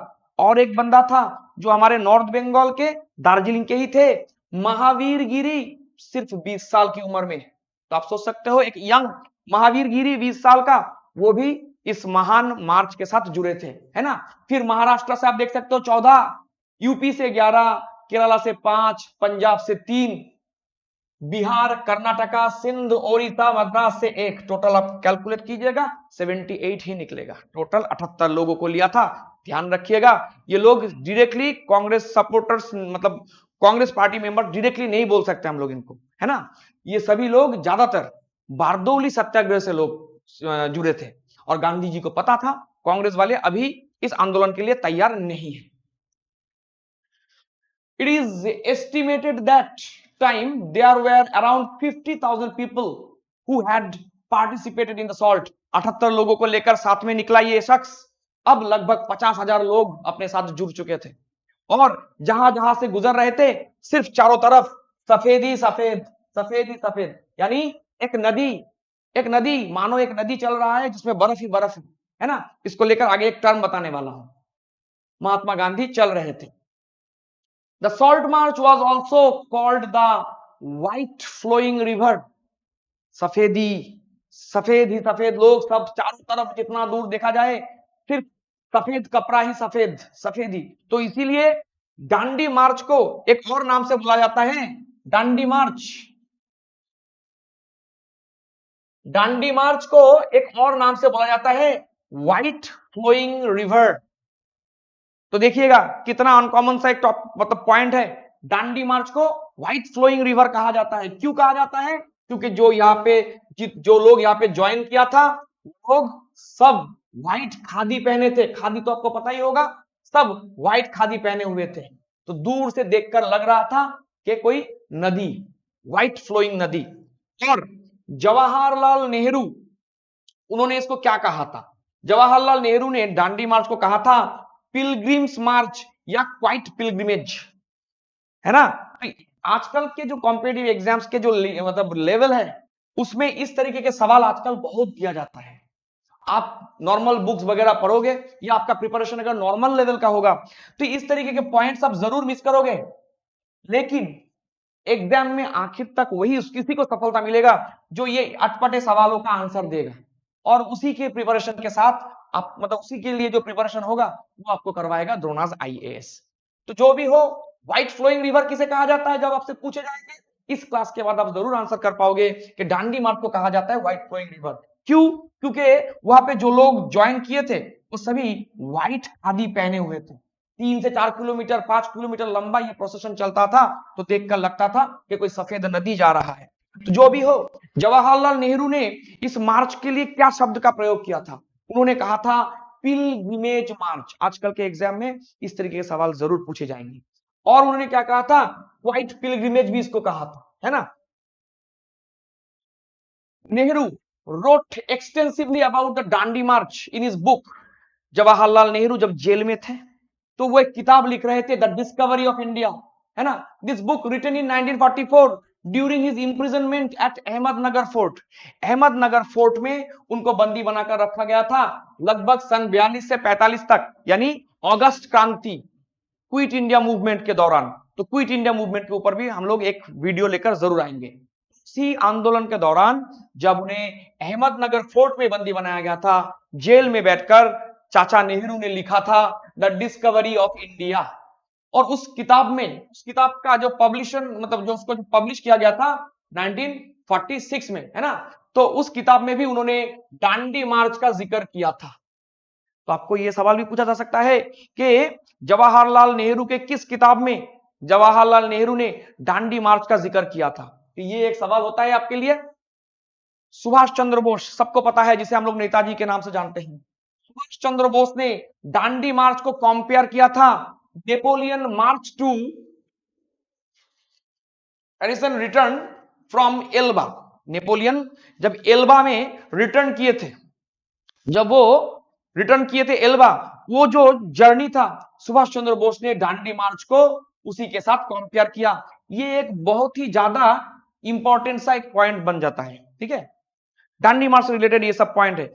रेगुलर पॉइंट्स का जिक्र तो मैं नहीं करता, मतलब रेगुलर पॉइंट्स तो जरूर आपको एग्जाम में आपको अटेंड करना ही करना है, लेकिन इस तरीके के जो अटपटे पॉइंट्स हैं दांडी मार्च से रिलेटेड, सिर्फ इसी टॉपिक से रिलेटेड, आपको जो ये जो वीडियो है उसी के जरिए आपको पता चलेगा। लॉर्ड इरविन ने क्या किया, क्या कहा? ये जो दांडी मार्च है इसको लेकर लॉर्ड इरविन ने क्या कहा? लॉर्ड इरविन ने कहा था कि called the Gandhiji's breaking of salt law was a storm in a teacup। Lord Irwin ने इसके लिए जो शब्द का प्रयोग किया था स्टॉर्म इन ए टीकप। तो इस तरीके के सवाल जरूर एग्जाम में आजकल पूछे जाते हैं। जो आपको करना है, ऑल इंडिया बेसिस किसी भी एग्जाम में बैठना है, प्रिपरेशन लेवल होना चाहिए इस लेवल का। आजकल का जो एग्जाम का जो पैटर्न हम लोग देख सकते हैं, इसी तरीके के पॉइंट्स के ऊपर दिया जाता है। Speaking about Dandi march, Motilal Nehru, Motilal Nehru ने क्या कहा? Like the historic march of Ramchandra to Lanka, the march of Gandhi will be memorable. जैसे रामचंद्र ने क्या किया था? लंका मार्च किया था, है ना, सीता जी को वापस लाने के लिए। तो गांधी जी का ये जो मार्च था इसको भी लोग लंबे समय तक याद रखेंगे। जैसे हम लोग अभी भगवान श्री रामचंद्र उनके जो लंका मार्च को याद रखे हैं। देखिए जो मोतीलाल नेहरू ने कहा, क्या वो सही हुआ? जरूर सही हुआ। हम लोग अभी उसी को लेकर बात कर रहे हैं, दांडी मार्च को लेकर। ये अब भी लोगों के मतलब दिमाग में है। पीसी रॉय, उन्होंने इसके बारे में क्या कहा? दांडी मार्च के बारे में पीसी रॉय ने क्या कहा? उन्होंने कहा the exodus of the Israelites under Moses. Moses के अंडर में जो यहूदी लोग थे उन्होंने जो जर्नी किया था, जो उनका जो एक्सोडस था, उसके साथ उन्होंने इसको कंपेयर किया था। ये एग्जाम में, यूपीएससी में भी 2-3 बार एग्जाम में पूछे जा चुके हैं। Nehru, Nehru considered the salt satyagraha the high watermark on his association with Gandhi.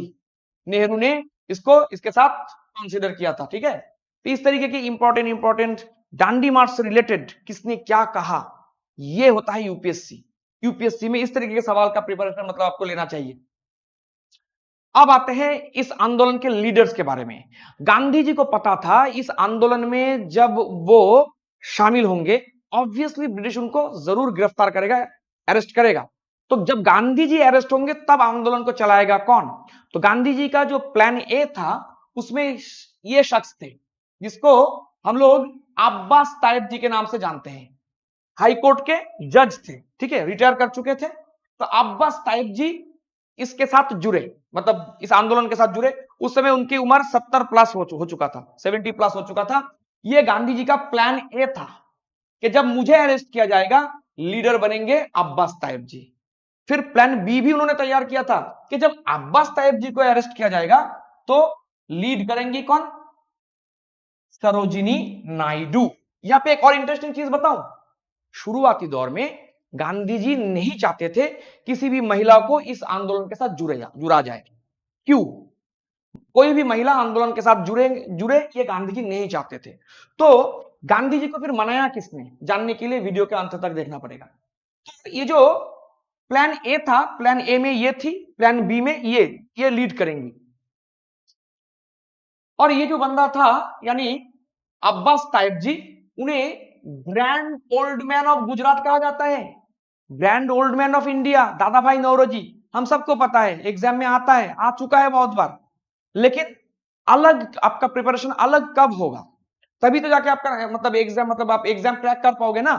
तो grand old man of Gujarat किसे कहा जाता है? ये वही अब्बास तायब जी हैं जिन्होंने गांधी के अरेस्ट होने के बाद जिन्होंने इस आंदोलन को लीड किया था, है ना। उन्हें कहा जाता है grand old man of Gujarat, भूलना नहीं है, इंपॉर्टेंट सा पॉइंट है। Gandhi himself referred to Tyab ji as the grand old man of Gujarat. और ये टाइटल अब्बास तायब जी को किसने दिया? ये टाइटल अब्बास तायब जी को दिया था स्वयं गांधी जी ने। ये देखिए, आप पिक्चर में देख सकते हो, गांधी जी और अब्बास तायब जी दोनों साथ साथ चल रहे हैं, है ना। ये आप पिक्चर में देख सकते हो, गांधी जी और अब्बास तायब जी दोनों साथ साथ चल रहे थे।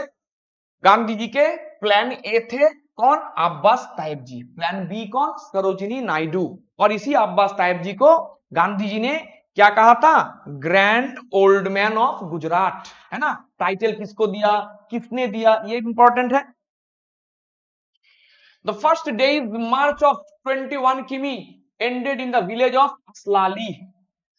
पहला दिन का जर्नी जो शुरू हुआ था असलाली विलेज में खत्म होता है, याद रखना, नोट कर लेना।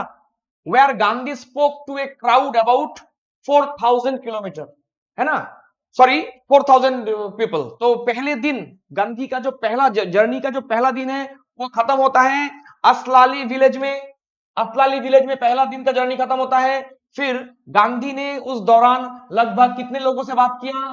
4000 लोगों से। पहले दिन वो पहुंचते हैं, जर्नी शुरू होता है, पहले दिन जब वो रेस्ट लेने के लिए रुकते हैं, दिन की जर्नी खत्म होता है, रेस्ट के लिए वो रुकते हैं। कितने लोगों से बात किया? 4000 लोगों से बात किया। एवरी डे, लगभग हर दिन, more and more people join the march until the procession of marchers became at least 3 kilometre long. लगभग 3-4 किलोमीटर लंबा तो हो ही रहा था। Gandhi gave a speech attacking the salt tax as inhuman. तो गांधी ने सॉल्ट टैक्स को क्या कहा था? इनह्यूमन कहा था। ये पॉइंट एग्जाम में पूछे जा चुके हैं, बीसीएस में भी, है ना। तो सॉल्ट टैक्स को गांधी ने, ये सॉल्ट टैक्स को इनह्यूमन किसने करार दिया? गांधी ने करार दिया। और क्या कहा था? और कहा था पुअर मैन स्ट्रगल। वो कौन थे जिसने ये जो सॉल्ट मार्च था उसे पुअर मैन स्ट्रगल कहा था? गांधी जी ने कहा था। इस तरीके के पॉइंट्स को आपको जरूर जानना है। The marchers used to sing the भजन रघुपति राघव राजा राम, है ना। हम सभी ने ये गाना सुना होगा, रघुपति राघव राजा राम पतित पावन सीताराम। तो जब ये जो लोग मार्चर्स जितने भी थे, जो लोग गांधी जी के साथ पैदल चल रहे थे, उनके मुंह में बस यही धुन था, रघुपति राघव राजा राम। ये तो सबको पता ही होगा, कॉमन सा पॉइंट हुआ।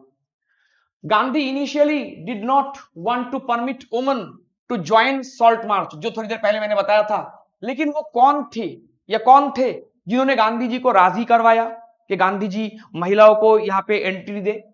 Sarojini Naidu and other female activist, including Kamala Devi Chattopadhyay and Khurshed Naoroji persuaded Gandhi and joined the march. तो जिन्होंने गांधी जी को राजी करवाया वो थे सरोजिनी नायडू।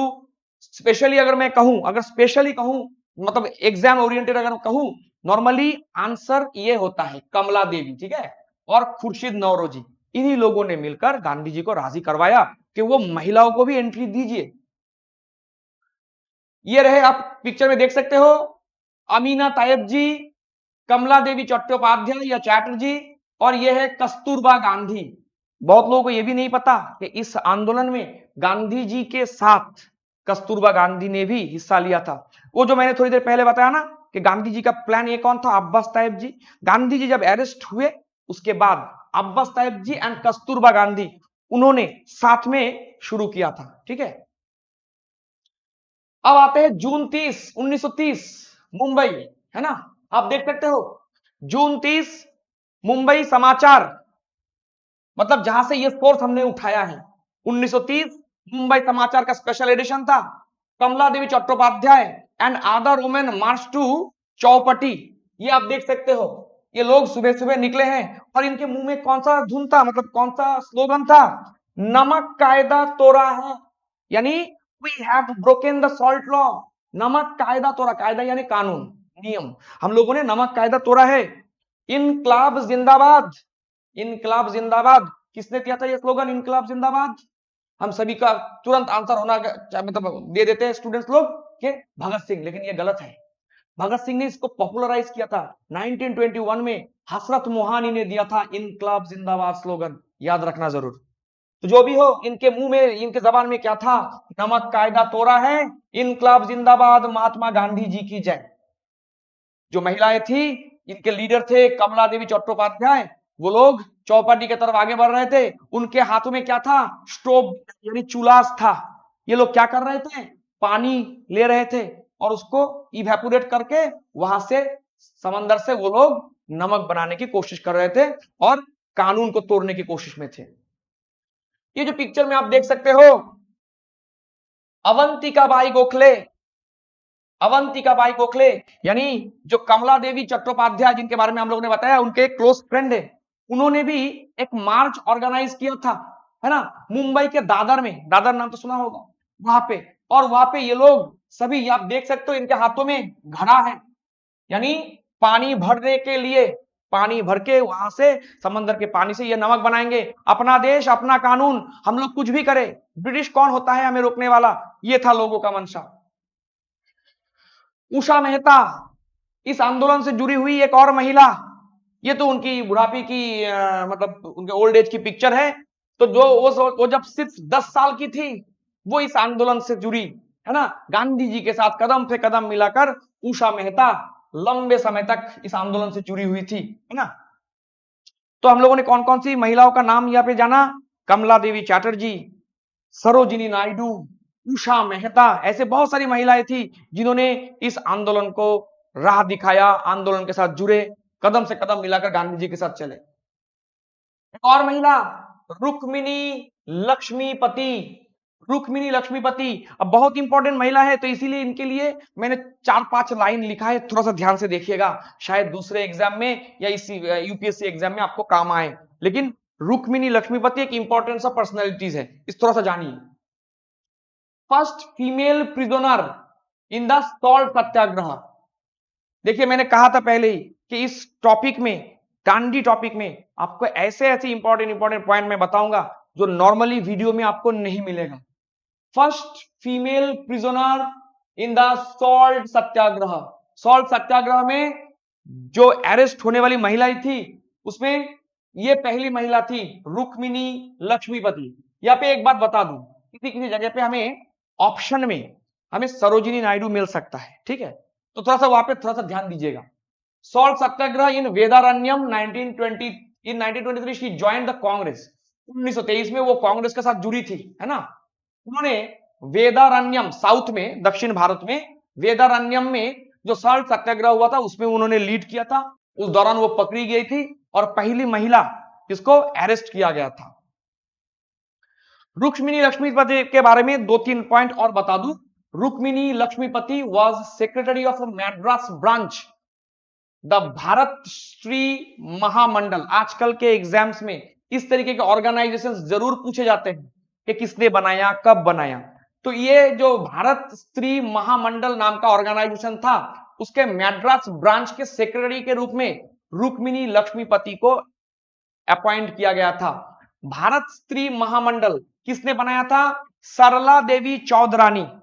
सरला देवी चौधरानी ने बनाया था भारत स्त्री महामंडल। अब थोड़ा सा पिछले कुछ सालों के एग्जाम्स के क्वेश्चन उठा के देखिए, इस तरीके के ऑर्गेनाइजेशन किसने बनाया, कब बनाया, इस तरह के सवाल आते हैं। तो इसी क्लास में देखिए आपने कितने एक्स्ट्रा पॉइंट्स जान लिए।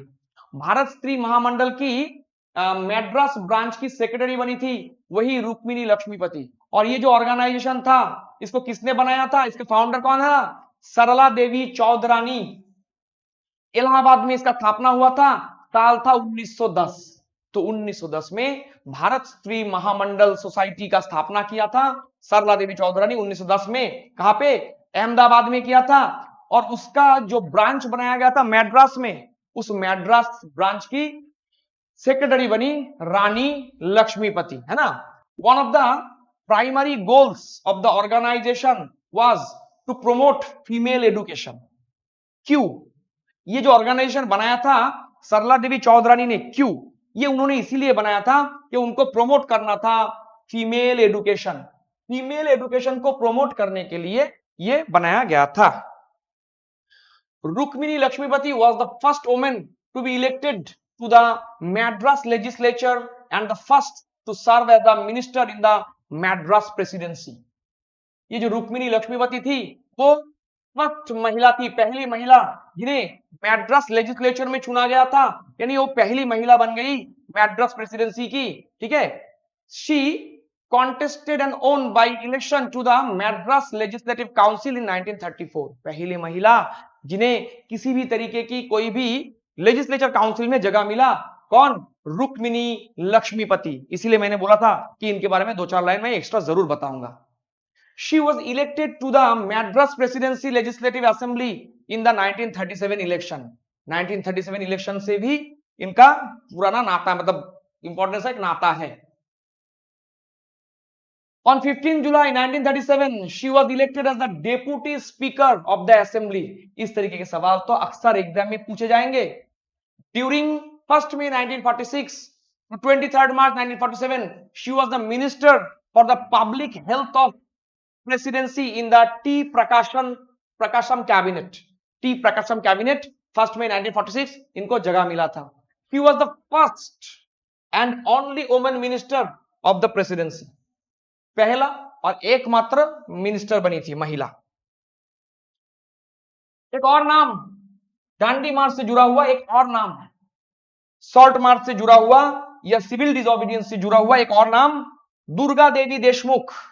Actively involve in the salt satyagraha in Madras. इन्होंने मैड्रास में सॉल्ट सत्याग्रह में इन्होंने हिस्सा लिया था, ठीक है। तो बहुत सारी महिलाओं का नाम हम लोगों ने जाना जिनका एक्टिव हिस्सा था ये सॉल्ट सत्याग्रह या सिविल डिसोबीडियंस मूवमेंट में। 6 April 1930 after prayers Gandhi with his followers took a bath in the sea। then at 8:30 AM he defied the salt law by picking up a lump of salt। हम लोगों ने ये पहले ही बताया है कि 6 तारीख 1930 सुबह का लगभग 6 बजा वो नहा धोए, मस्त नहा धोए, और फिर 8:30 बजे उन्होंने नमक कानून को तोड़ा था। और सरोजिनी नायडू ने उस दौरान क्या चिल्लाया था? क्योंकि उस दौरान वहां पे देश विदेश की महिलाएं, मतलब सॉरी रिपोर्टर्स थे, प्रेस था, सबके सामने सरोजिनी नायडू ने चिल्लाया था लॉ ब्रेकर, है ना। किसने चिल्लाया था law breaker? Sarojini Naidu. Many satyagrahis were brutally beaten to the death by the police। Police ने छोड़ा नहीं, पुलिस ने बहुत अत्याचार किया, क्योंकि शुरू शुरू में तो पुलिस को लगा कि कुछ नहीं होगा, लेकिन धीरे धीरे धीरे धीरे इसका असर बढ़ने लगा, देशी विदेशी मीडिया इसको कवर करने लगी, पूरे वर्ल्ड में फैलने लगा था, है ना।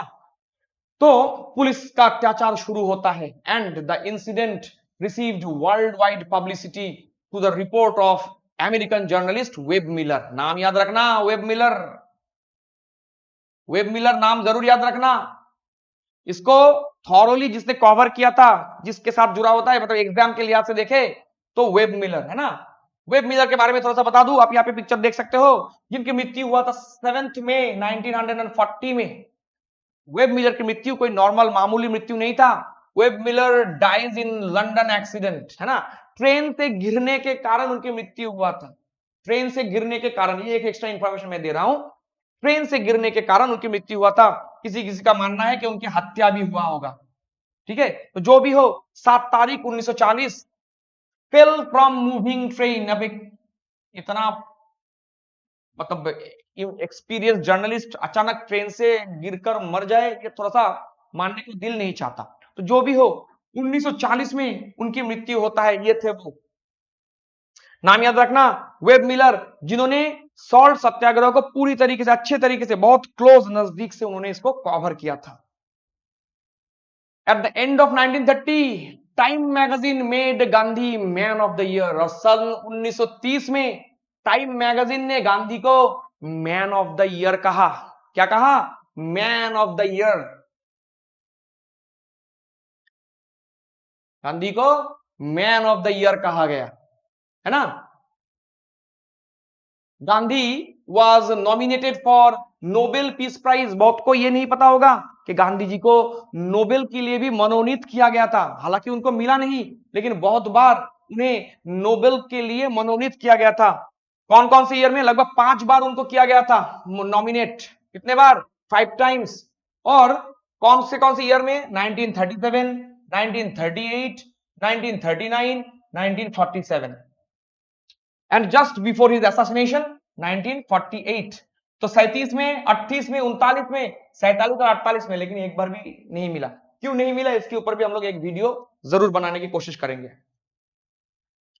After the assassination of Gandhi, Albert Einstein, आप सबको पता है एल्बर्ट आइंस्टाइन के बारे में। जब गांधी जी की हत्या का न्यूज मिला तो एल्बर्ट आइंस्टाइन ने नेहरू को टेलीग्राम किया था, और उस टेलीग्राम में आइंस्टाइन ने क्या कहा? generations to come would find it hard to believe that such a remarkable individual had once walked the earth। अगले मैं तो उसको थोड़ा सा अगर आसान करके बताऊं कि जो जनरेशंस होंगे, आने वाले जनरेशंस, उनको ये मानने में बहुत मुश्किल होगा कि इस तरीके का एक इंसान जो नंगे पैर चलता था, इतना सादा जीवन जीता था, इस तरीके का भी एक इंसान आया था और ऐसे चलता था और ऐसे इतना कुछ मतलब किया था, इतना प्रभावशाली एक इंसान आया था, लेकिन इसका रहन सहन इतना आसान था, ये आने वाले पीढ़ी को मानने को थोड़ा सा मतलब वो डाइजेस्ट इसको नहीं कर पाएंगे। जवाहरलाल नेहरू ने क्या कहा था इस दौरान जब गांधी जी की हत्या हुआ? तो जवाहरलाल नेहरू ने इस बारे में क्या कहा था? नेहरू ने कहा था, the light has gone out of our lives, हमारे जीवन से रोशनी चला गया है। इस तरीके के लाइन एग्जाम में पूछे जाते हैं आजकल, ये कोटेशन उठा के दिए जाएंगे, आपको बोलना है, मतलब बोला जाएगा किसने बोला, ठीक है। हैं कुछ स्पेशल फैक्ट्स। अब मतलब 2020 मोड में हम लोग आते हैं, बहुत सारी कहानी बताया, बहुत सारे फैक्ट्स बताया। अब इस आंदोलन से मतलब ये जो सॉल्ट मार्च था, इससे जुड़े हुए कुछ इंपॉर्टेंट पॉइंट्स बताते हैं। मैंने बोला था कि अंत में, लास्ट में बहुत सारी इंपॉर्टेंट मजेदार पॉइंट मैं बताऊं। बहुतों को नहीं पता कि ये जो मतलब सॉल्ट मार्च हुआ था, इसका रेस्ट डे भी था। रेस्ट डे यानी देखो 17 मार्च 1930 मॉन्डे, है ना, वो आंदोलन का 6th डे था। 12 तारीख शुरू होता है जर्नी, 12 मार्च को जर्नी शुरू होता है ना, याद रखना। 12 मार्च भी मॉन्डे ही था, है ना। 12 मार्च, फिर 12 मार्च मॉन्डे नहीं था, तो गलत बोल दिया यहाँ पे। 17 मार्च वो मॉन्डे था, है ना। कहां पे रुके थे? आनंद विलेज में रुके थे। 20 मार्च फिर रेस्ट लिया, वो दिन था थर्सडे, है ना, वो 9th डे था। कहां पे रुके थे? करेली में रुके थे। 24 मार्च को, वो भी सोमवार था, देखना ध्यान से, 24 मार्च सोमवार था, 13वां दिन था। कहां पे रुके थे? समनी विलेज में रुके थे। 31 मार्च 1930, देखना ये भी मंडे है, सोमवार को। क्या आपको पता था डांडी मार्च में भी छुट्टी होता था? मतलब ये जो जर्नी उन्होंने किया था, इसके लिए भी उन्होंने छुट्टी लिया था। तो मंडे तो 20वां दिन था। कहां पे रुके थे वो लोग? दिलाद में, है ना। तो यहाँ पे देखिए, सिर्फ 20 मार्च वाला जो छुट्टी था वो थर्सडे को छोड़कर बाकी सभी मंडे को छुट्टी होता था। तो रेस्ट डे जब आपसे पूछे डांडी मार्च में रेस्ट डे था, आप बोलना हाँ हाँ, लेकिन कब था? वो होता था मंडे। सवाल ये नहीं होता कि मंडे ही क्यों, दूसरा कोई डे क्यों नहीं, कुछ तो खास होगा मंडे में। 12 मार्च जो जर्नी शुरू हुआ था, इसके बारे में थोड़ी देर पहले मैंने थोड़ा सा गलती से मंडे बोल दिया था, तो वो होगा वेडनेसडे, है ना, वेडनेसडे। और जिस दिन वो पहुंचे 6 अप्रैल, वो कौन सा दिन था? वो था संडे, है ना। जर्नी स्टार्ट होता है वेडनेसडे को और जर्नी खत्म होता है, मतलब शनिवार को पहुंचते हैं 5 तारीख, 5 अप्रैल सैटरडे, और सॉरी 5 अप्रैल सैटरडे और 6 अप्रैल संडे, है ना। अब सवाल बनता है जो थोड़ी देर पहले मैंने बताया था, मंडे ही क्यों, सोमवार ही क्यों डे ऑफ था? डे ऑफ सोमवार को क्यों होता था? Gandhi himself practice silence on Mondays. सोमवार को, हर सोमवार को गांधी जी साइलेंस यानी मौन व्रत रखते थे, है ना, मौन व्रत, using the time for personal reflection and spiritual contemplation. The marchers would also use this day to attend to their personal and household tasks. लोगों का अपना भी काम होता था, ये लोग अपना अपना काम करते थे और गांधी जी इस दिन को मौन व्रत रखते थे, चुपचाप रहते थे। यही रीजन है गांधी जी ने सोमवार को ही चुना। द मार्चर, ये जो लोग गांधी जी से गांधी जी के साथ गए, ये लोग कितने नदी क्रॉस किए थे? इन लोगों ने 3 नदी क्रॉस किया था। पहला नदी माही नदी, दूसरा नदी नर्मदा और तीसरी नदी तापी नदी। माही नदी, नर्मदा नदी और तापी नदी, है ना। तो 19 मार्च इन लोगों ने क्रॉस किया, यानी जर्नी शुरू हुआ उसका 8वां दिन उन लोगों ने, 19 तारीख दिन था, उन लोगों ने माही नदी को क्रॉस किया था। जब जर्नी का 15th डे था, यानी 26 मार्च दिन था, उन लोगों ने क्रॉस किया नर्मदा नदी। और तापी नदी ये 21वां दिन था, जर्नी का 21वां दिन 1 अप्रैल, उस दिन उन्होंने क्रॉस किया था तापी नदी। तो कितने नदी क्रॉस किया था? ये जो जर्नी था, इस जर्नी में उन्होंने 48 विलेजेस को क्रॉस किया था और 3 नदी को उन्होंने क्रॉस किया था।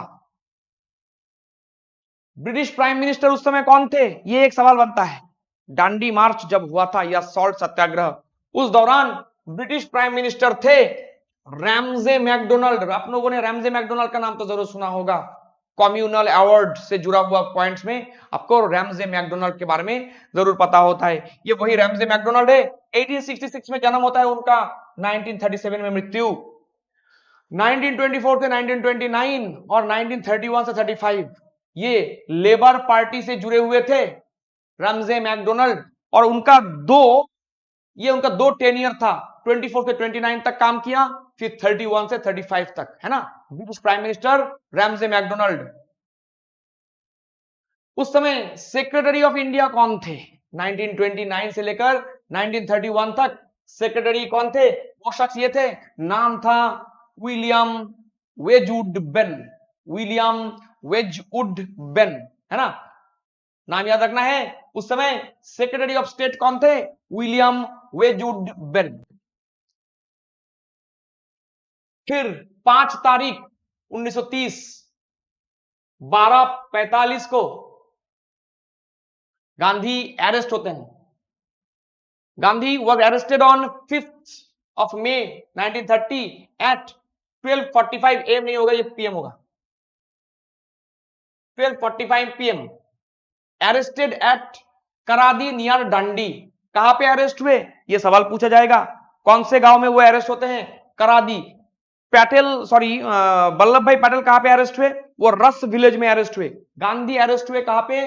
करादी विलेज में, है ना। ये आप देख सकते हो, गांधी जेल से निकल रहे थे, बाद में निकले दांडी में, for violating the salt law and without trial was imprisoned. और उन्हें 26 जनवरी को छोड़ा गया था 1931 अनकंडीशनली। क्यों? उसके ऊपर भी एक कहानी हम लोग बताएंगे। ये वो कौन सा सिचुएशन था कि ब्रिटिश गांधी को छोड़ दिया। राउंड टेबल कॉन्फ्रेंस के ऊपर जिसने थोड़ा बहुत पढ़ाई किया वो बता सकते हैं कि इस दौरान गांधी को क्यों छोड़ा गया था। After Gandhi's arrest at Karadi, Abbas Tyab ji, और उसने क्या किया था? उसने लीड किया था, टारगेट क्या था? धरसना सॉल्ट सत्याग्रह, सॉल्ट वर्क। धरसना में जो सॉल्ट फैक्ट्री था को ये लोग मतलब घेरना चाहते थे। तो इसका लीडर कौन होगा? इसका लीडर होगा अब्बास ताइब जी, धरसना सॉल्ट सत्याग्रह का लीडर।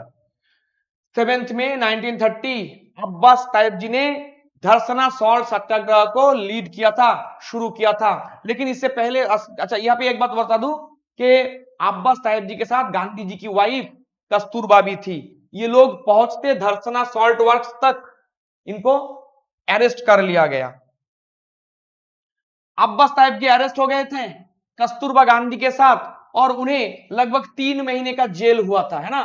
वो लोग इससे पहले के धरसना सॉल्ट वर्क्स तक पहुंचे, अरेस्ट हो जाते हैं। 12 मई 1930 को वो लोग अरेस्ट हो जाते हैं।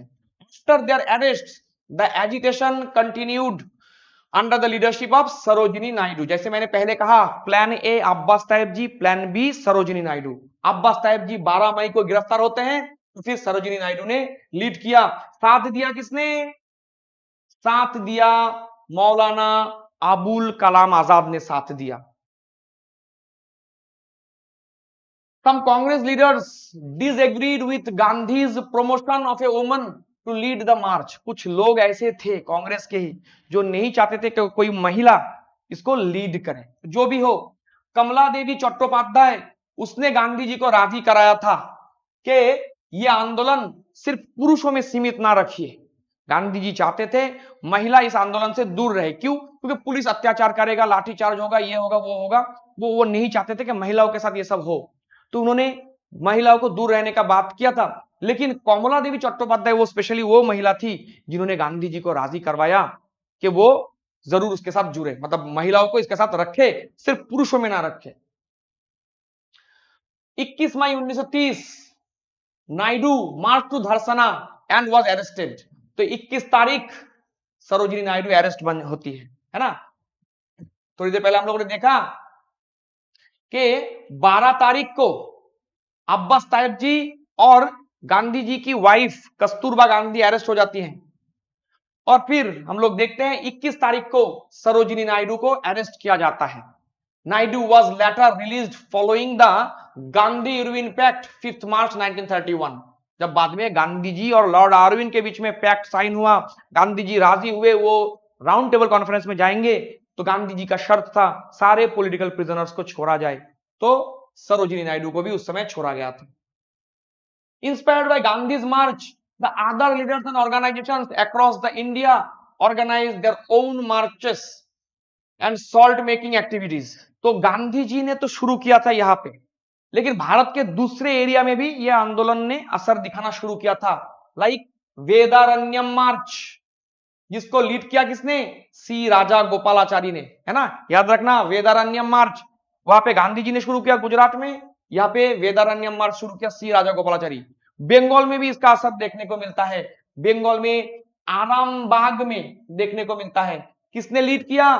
प्रफुल्ल चंद्र सेन, नाम तो याद होगा आपको, आपने तो सुना होगा, जिसको आरामबाग की गांधी कहा जाता है। याद रखना, बहुत ही ज्यादा इंपॉर्टेंट पॉइंट है। Who is known as Arambagh, Gandhi of Arambagh, Prafulla Chandra Sen. और उन्हें आरामबाग की गांधी किसने कहा? उन्हें ये जो कहा था वो संजीत अधिकारी ने कहा था, है ना। संजीत अधिकारी, दुलाल चंद्र पात्रा, दुर्गाचरण चक्रवर्ती, सत्य रंजन घोष, ये लोग भी इसी मार्च में उनके साथ जुड़े हुए थे। फिर मालाबार मार्च भी हम लोगों को देखने को मिलता है, जैसे आरामबाग में हुआ ठीक वैसे मालाबार मार्च, वहां पे किसने लीड किया? के कलप्पन ने किया था। पेशावर में किसने लीड किया? पेशावर में लीड किया था खान अब्दुल गफ्फर खान। हम सभी ने खान अब्दुल गफ्फर खान के बारे में सुना होगा। ओडिशा में किसने लीड किया? ओडिशा में लीड किया गोपा बंधु चौधरी। आप यहाँ पे पिक्चर देख सकते हो गोपा बंधु चौधरी का, इन्होंने ओडिशा में लीड किया। आप देख सकते हो यह है ओडिशा, यह है अपना ओडिशा। यहां पे जिन्होंने लीड किया वो थे गोपा बंधु चौधरी।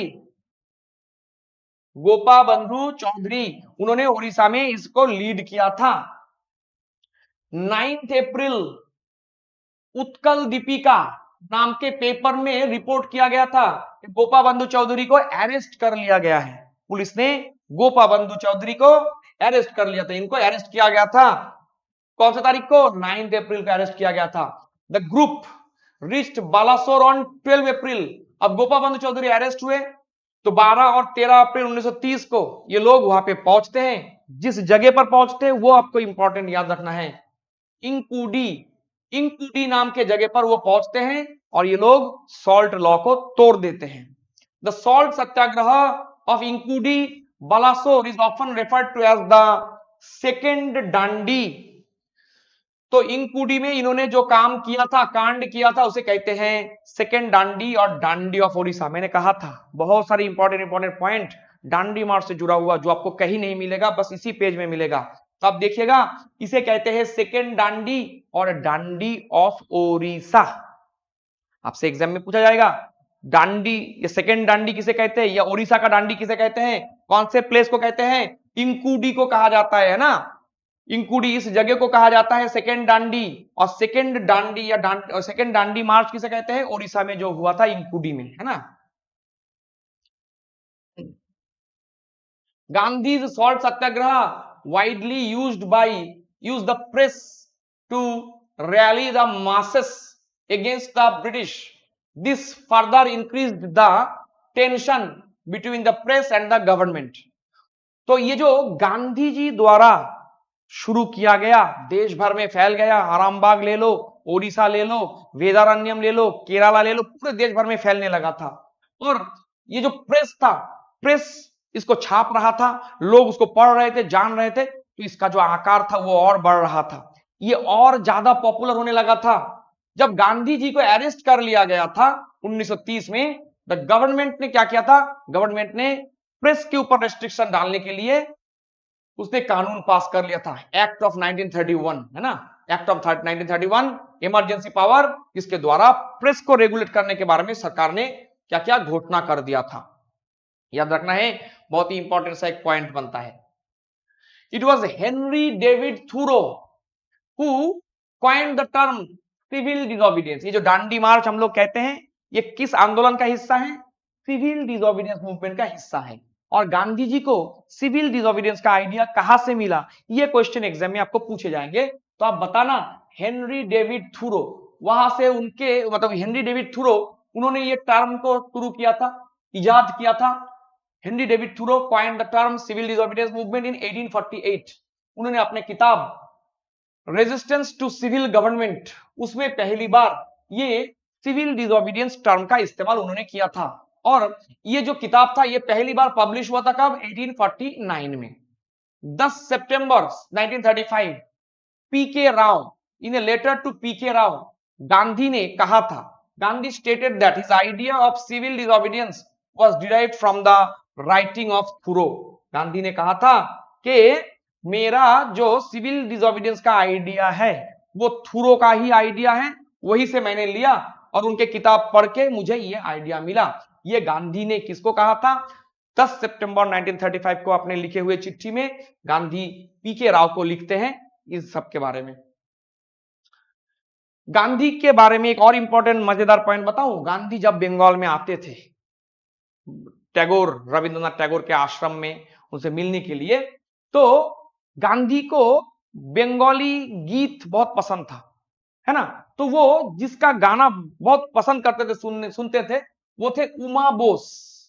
उमा बोस का गाना सुनते थे और सुनते थे वो दिलीप कुमार रॉय का गाना। कौन है ये दिलीप कुमार रॉय? फेमस बंगाली द्विजेंद्र लाल रॉय के बेटे हैं, है ना।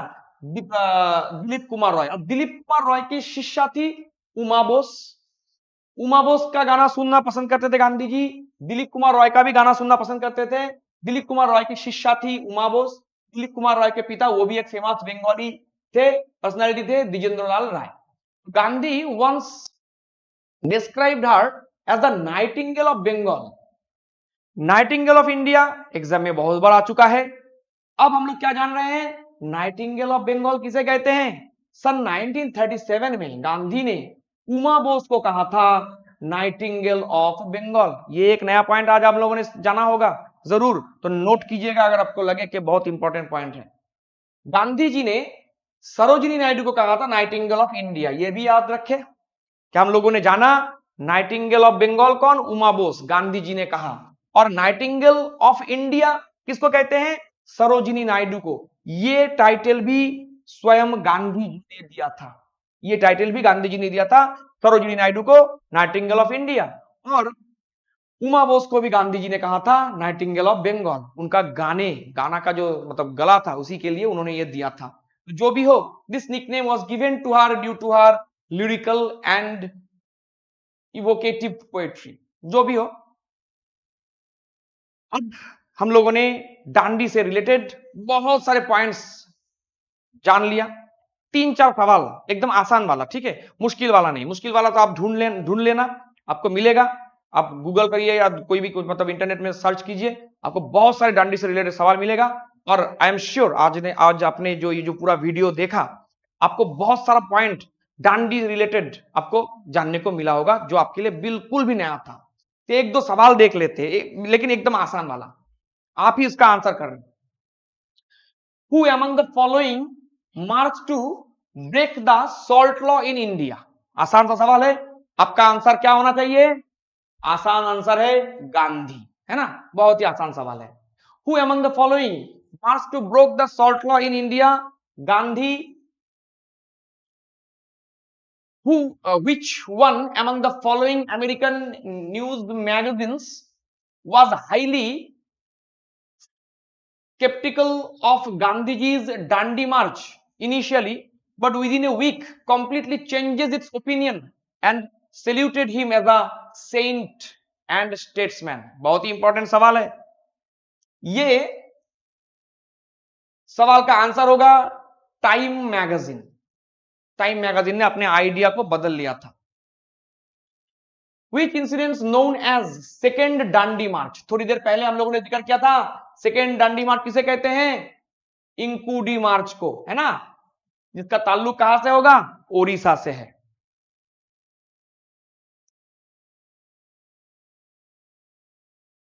तो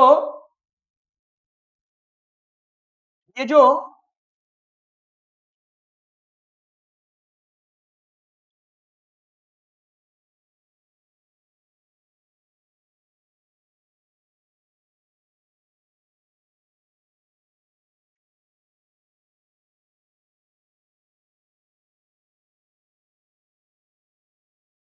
तो जो भी हो, ये जो हम लोगों ने अभी जाना डांडी मार्च से जुड़ा हुआ, ये जितने भी पॉइंट्स हम लोगों ने यहाँ पे जाना, मैं आशा करता हूं आप सबको बहुत अच्छा लगा होगा और बहुत कुछ नया जानने को मिला। डांडी से रिलेटेड देखिए हम लोगों ने कितने समय तक डिस्कशन किया, और डांडी से जुड़ा हुआ जितने भी फेमस पर्सनैलिटीज है उनके बारे में भी जाना। ये वीडियो अगर आपको अच्छा लगा हो तो जरूर इस वीडियो को थोड़ा सा लाइक कीजिएगा, शेयर कीजिएगा, और द्रोणाज आईएएस के साथ आप जुड़िए, तो आपका प्रिपरेशन जो हम लोग एक साथ करने वाले हैं तो बिल्कुल अच्छा होगा, इसकी गारंटी हम लोग लेते हैं। धन्यवाद।